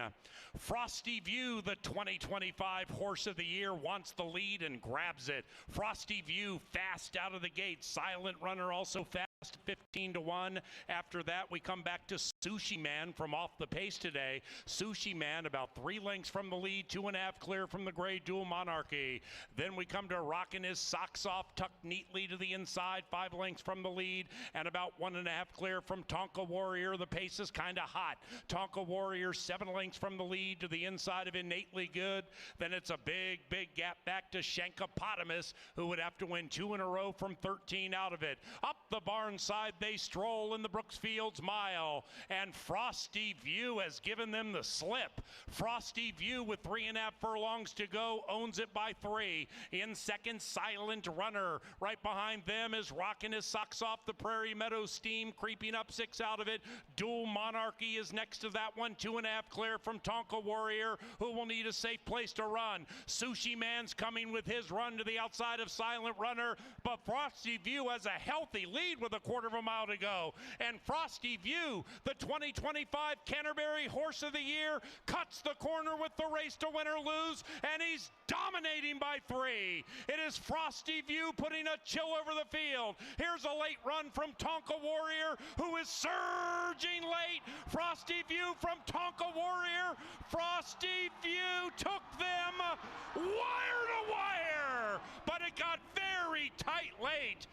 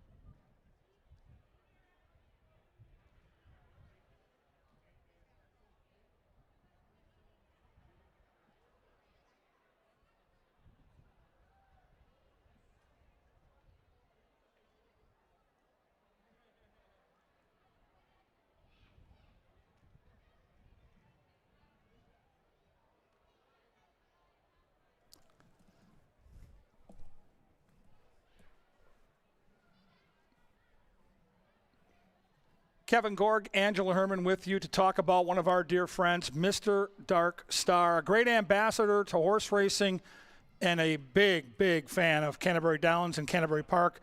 Really forced the issue, Angela, in Minnesota racing, and we honor him with the Dark Star Sprint here. It's been 14 years since we lost him. He was a dear friend of all of us, helped really elevate our careers big time on the broadcasting side, and it'll be an honor to call the race with Paul Allen having a charge in this event, and what a gentleman and what a comedian Dark Star was. Yeah, any story that you had about Dark Star was not your run-of-the-mill story. Nobody could look at you and go, oh, yeah, I know somebody that did that exact thing. Nobody did exactly what Dark did day in and day out.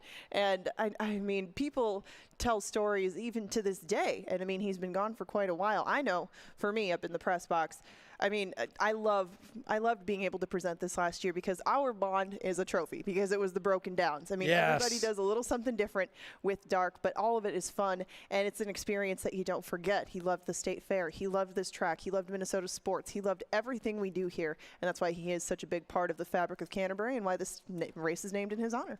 And he loved a turf sprint, and we're going to honor him with a really fun rendition here. Only 4 horses, which when you look at it first blush, you're like, oh, no. Only 4 horses, but all 4 can win.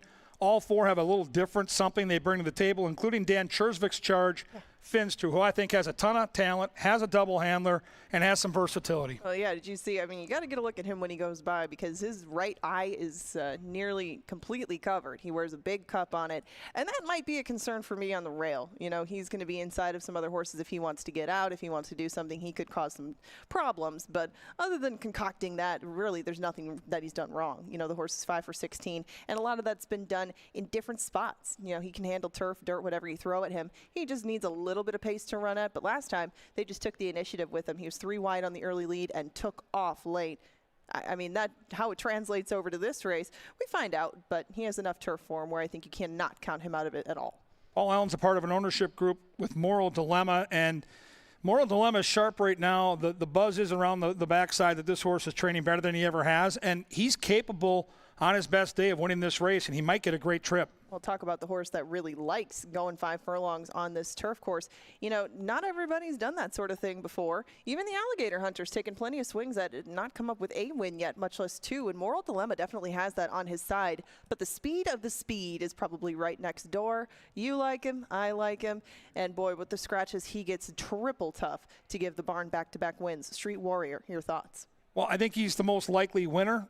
He's not yet proven on turf, and he'll have to deal with the Alligator Hunter early. And Alligator Hunter is fast, so I'm going to be very curious to see what he has left for the stretch run, because I think both Finster and Moral Dilemma are going to be sitting off what could be a hot pace. But Street Warrior is so talented, so fast, mid-90s buyer figure last time. Roman's riding with so much confidence right now. But to me, the outside horse hands is kind of the key to the entire handicapping process, and the beauty of it is he fires every time. He always shows up. I love that Alligator Hunter. Yeah, you got it. Yeah, it's hard not to root for the Gator. You know, no matter what surface he's on, no matter where he's going, even down at Tampa, the horse just tries, and he's always putting himself into the race, and that's what you need, going 5 furlongs on the turf. He'll be on the outside. He's going to get himself in position. It's just whether or not he feels like it today, and we'll find out in about 9 minutes. Sounds great. It is the Dark Star Turf Sprint, and they'll be at the gate in around 8. Right now, they head down the tunnel, and we take in Sir Leonard Dykert and the call to the post.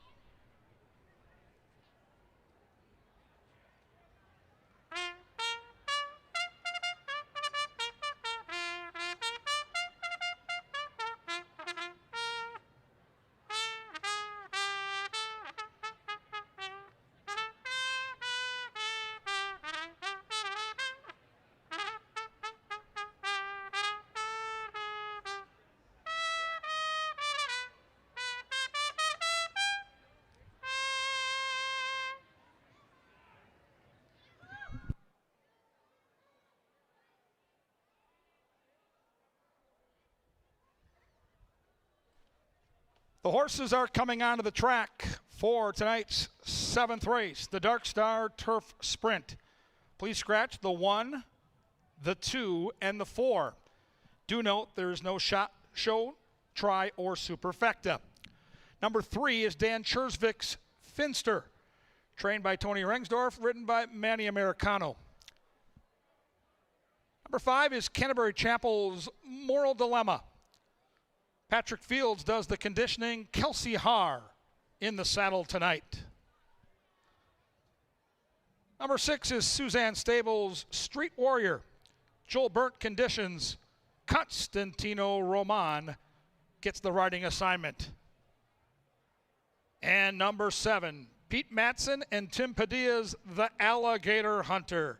Trained by Tim Padilla, ridden as always by Alonzo Quinones. That's the field for the Dark Star Turf Sprint. 6 minutes now, 6 minutes.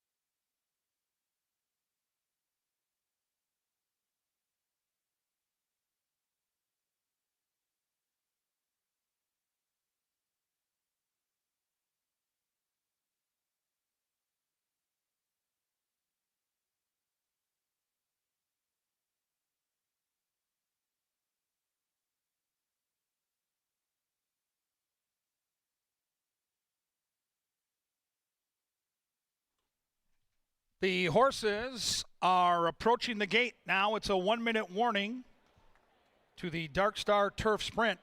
1 minute now.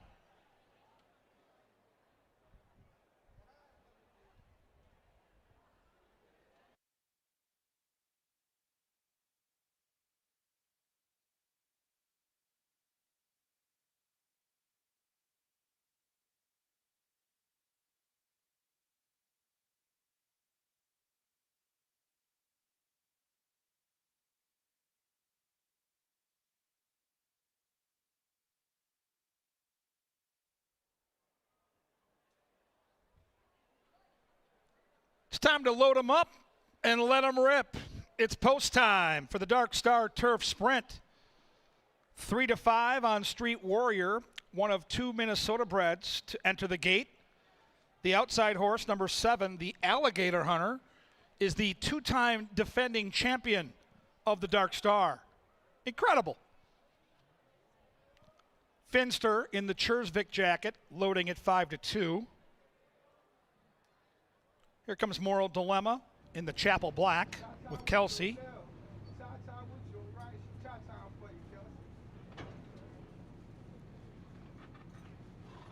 Street Warrior, still 3-5 with Roman. And the 2-time defending champ, the Alligator Hunter, will be the last in line. Dark Star Turf Sprint time. Good luck, everybody. There in the gate.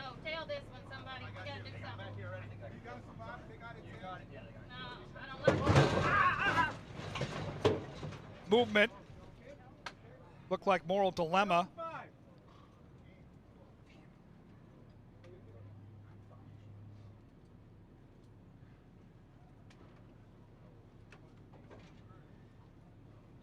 Others still in line. Kelsey was thrown back. She's getting right back on. Dark Star Turf Sprint, take 2. In the gate.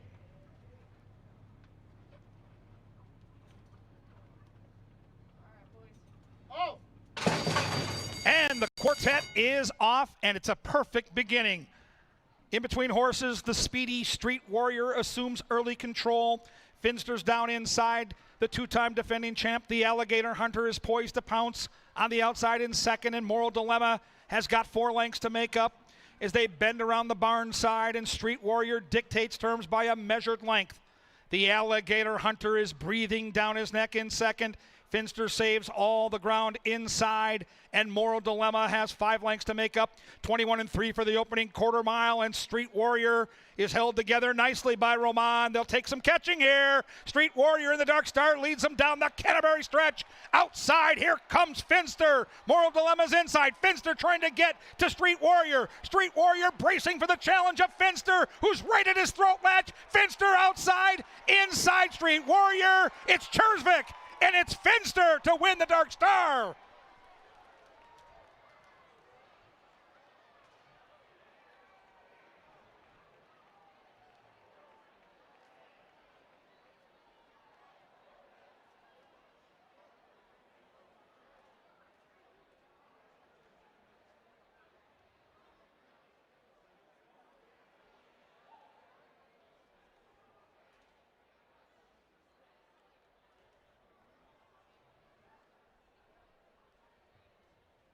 A terrific rendition of the Dark Star Turf Sprint. Final order of finish 3-6, 7-5 in 55.66. Still unofficial. Hold them all.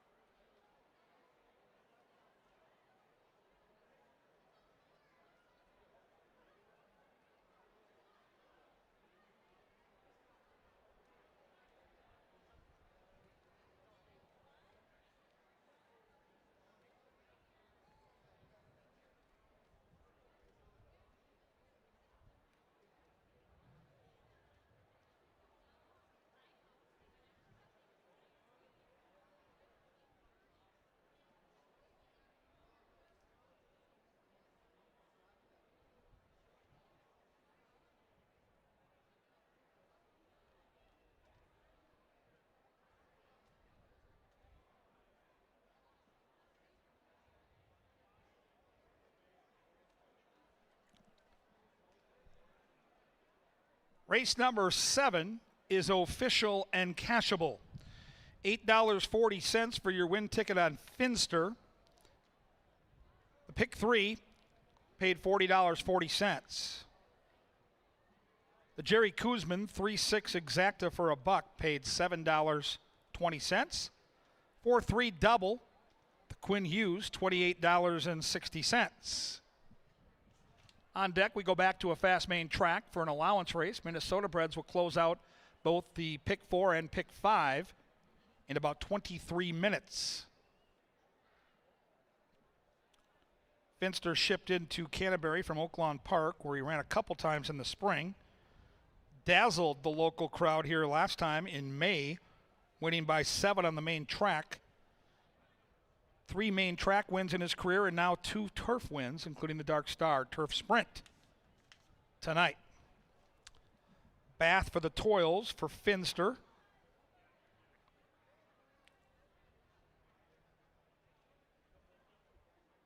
Nice claim by Dan Chersvik back in March, a $10,000 claim at Oaklawn.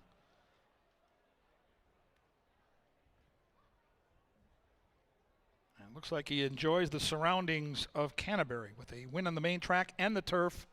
Lots of choices moving forward for this good-looking sprinter.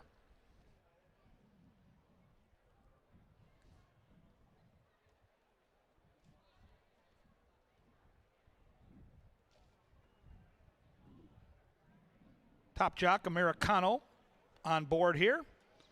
We're going to celebrate a winner. Finster gets the money tonight in the Dark Star. He is a 5-year-old chestnut gelding by Sky Mesa out of Fold in Kentucky. The winning owner, Mr. Dan Chersvik. The winning trainer is Tony Rengsdorf. And the winning jockey, Manny Americano. Congratulations to the victorious connections of Finster.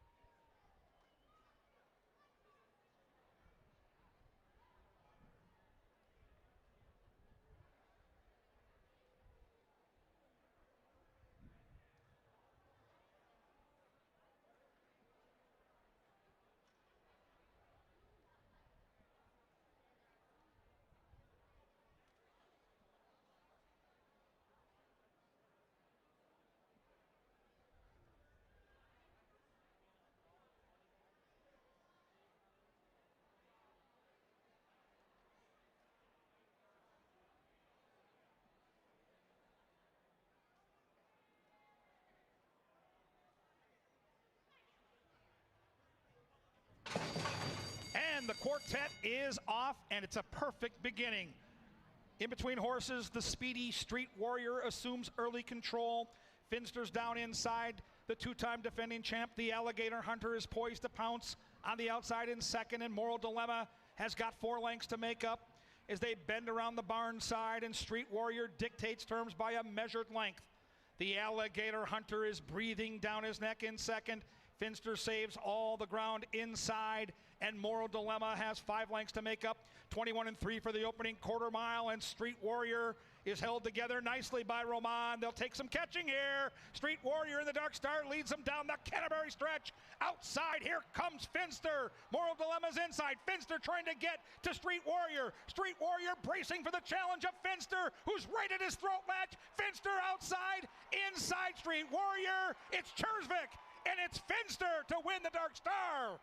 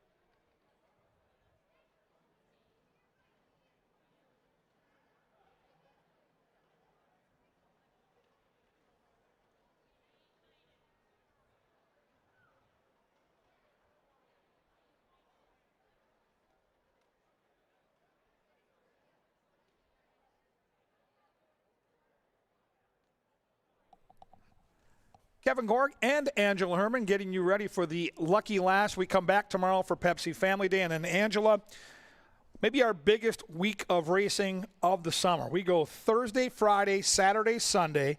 Fireworks spectacular on Friday night. Best in town. You won't want to miss it. Special 4 o'clock post. Saturday, 4th of July. Normally Saturdays are at 5. We're backing that thing up to 1 o'clock. Wiener dogs, hot dog eating contest. 4 straight days of deliciousness here at Canterbury. I know. It's one of the most exciting weeks of the whole season. I look forward to this stretch of our season every year because it starts with this, but then it keeps going because there's something different. There's the fireworks. There's the 4th of July. There's going over the hill for some people. There's just all kinds of things about this next week that make it a lot of fun, and it's going to be hot. It's going to be very, very warm out, both for July 3rd, July 4th, and probably July 5th. Do make sure that you bring the proper water, everything else that you're going to need if you're going to join us for the fireworks. It is a nice, long evening, and it ends off with a bang, I guess, if you will, and it is the best fireworks display that you're going to see in the state. But we'll try to go out with a winner as we are closing out Saturday. We have 12 minutes, now 11, until race number 8. We roll out the Minnesota bred girls. How fitting. Somebody is going to come away with the win in here for a nice, rich $29,000 purse. 6 furlongs of the distance, and we do have a couple of jock changes. The 3 Heavenly Captive, now ridden by Americano, and the 4 Kind Kismet, Uloa in the saddle. Other than that, no changes, and 11-1 on BL40 on the inside. Seems a little surprising, don't you think? Trust the morning line guy at Canterbury. He's really good at his job. This horse should not be close to double digits. I think has a huge chance. I've got the horse second. You've got the horse second. It's all good, man. This horse is going to be there. If you're playing exotics, I don't know how you don't use the 1 somewhere. 7 starts on this track, 6 for 7 in the top 3. But, Ange, I want you to take me through that horse who looks great in the paddock. Our top pick is Hey Y'all. Hey, y'all. Hey, look at that. Some of the younger fans of the track. Hey, y'all. Yeah, she's going for 2 in a row. You know, she was knocking on the door as a 2-year-old. She did everything right, really, including passing horses. Just didn't get her nose down on the line. But last time around, that took care of itself kind of early. You know, Riquelme just crept in on the turn, took the lead, and he drew off whenever she was ready. I think that sort of race probably could be in order today. You know, there's some pace, but nothing that's going to put her 8 lengths off it. Heavenly Captive, I think, will probably get a pretty similar trip to her. And like we said, Americano is going to be in the saddle again for Mac Robertson. A couple of quality races this year, and she's coming off the turf course. Yeah, she fits. I mean, there's no doubt she can win. 3rd time off the bench, little versatility, little cut back off a 2-turn race on the grass. It's Mac, it's Manier, so yeah, lots of positives there. Kind Kismet with Uloa now. Burt trainee in from Chicago, and over the years, and Chicago shippers have done well here. I mean, she's here because she's Minnesota bred, but even in looking at her Minnesota bred races last year, you know, she was in non-2 company, and she really wasn't banking up too much ground on them. I would just like to see maybe another race or 2 into her. You know, they were willing to part with her for $5,000 recently, you know, back in October. Obviously, she's doing a little bit better now, but I think I would need a little bit different spot, and she is 10-1, 8-1 on Super Stats Dave's Tap to Go. This one's got plenty of speed to add to the mix. What do you make of her? If she gets loose, she could be a problem, and I'm telling you, the tip sheet guy, Super Stats, has been red hot, and she was chasing Thunder's Rock and Roll last time, who'd be 1-9 in this spot. So yeah, there's something there for sure. And it's Kelsey, and the mouse just came out of his little hole downstairs. He's betting it. What could possibly go wrong? Stats and the mouse all in late in the card on Tap to Go. Okay. The 6 is Nancy Shaw with Constantino Roman attack post. And your thoughts? 6 was the question with Nancy Shaw because she was so quick last year when she broke her maiden at 5. You know, she did clear off at the end of that, and she did that over a couple that are in here. But every time that she's gone a little bit further than that, it just seems to be that last half furlong, that last furlong where things get very testing for her. So until she proves that she's got a little bit more stick at the end of things, I'm going to try a filly from just off the pace and Hey Y'all. And she is your now 6-5 favorite, it looks like, on the board. 8 minutes to race 8. It's time for Sir Leonard Dykert. Good luck. We'll see you tomorrow for Pepsi Family Day right out here at the park.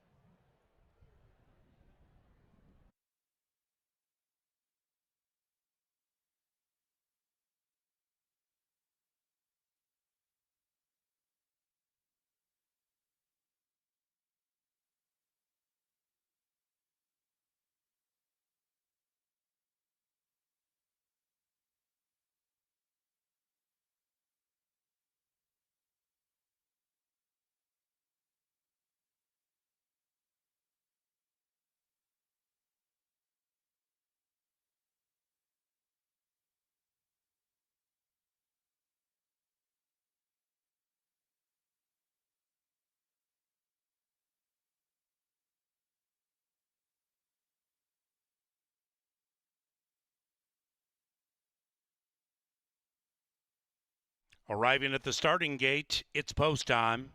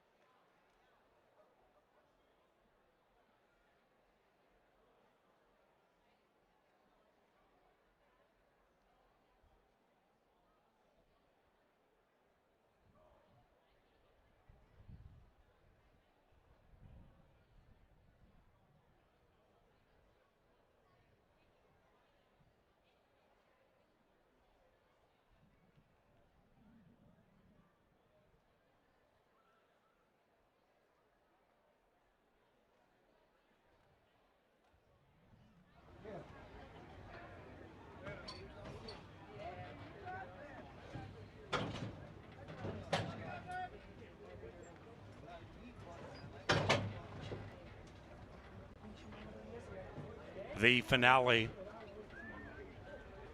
Kind Kismet has gone in. Nancy Shaw last in.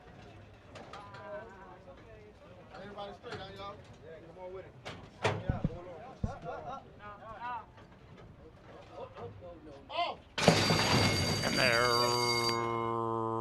racing.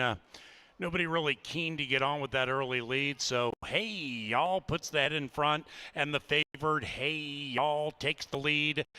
Joined in kind by Heavenly Captive right next to that one. Then on the wide side, Nancy Shaw is firing up to make it a line of 3 with about a half mile to go, and Nancy Shaw takes the lead. Right behind that one, the gray Tap to Go, 2 lengths from the front, 2.5 clear from Kind Kismet to the outside of BL40, 6 sardined by 5, and they have 3 to go chasing the 6. Nancy Shaw, Hey Y'all's in a difficult spot, just off the heels of the leader and still on the inside. Meanwhile, Heavenly Captive makes a smart move. Hey Y'all's kicking through to the inside. Kind Kismet is outside of them. Then it's BL40, and Tap to Go has tapped out. They're into the final 250, and up goes Heavenly Captive. Hey Y'all trying to fight back on the inside. Behind them, BL40's running nicely, trying to catch Heavenly Captive. Hey Y'all second. Then it's BL40. It is Heavenly Captive to win.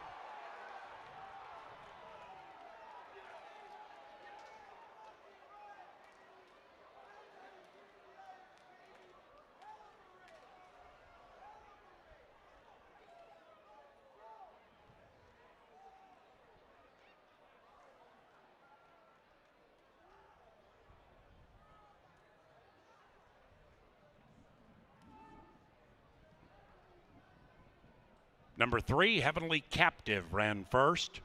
3-2-1-4.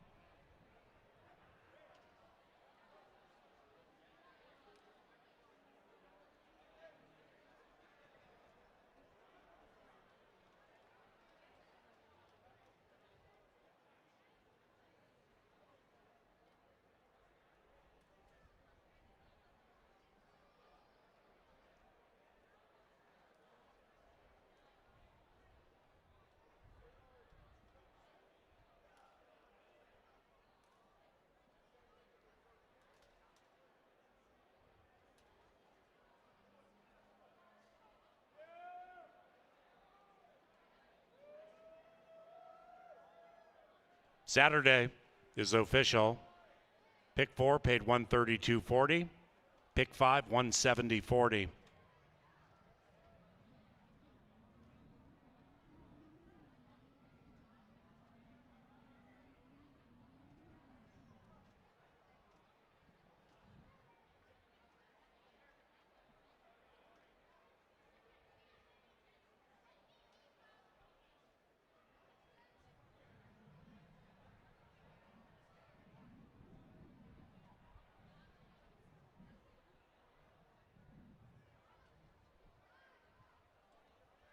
Up to the winner's enclosure, Heavenly Captive and Manny Americano. The winning owner, John Mentz. The winning trainer, Mac Robertson. Heavenly Captive is a 3-year-old gray filly by Cross Traffic out of Sanibel. Bred in Minnesota by Kevin Conrad. Family Day is tomorrow at 1 o'clock. CanterburyPark.com for all the information of what we're doing on and off the track. If you're leaving the race course, please drive safely.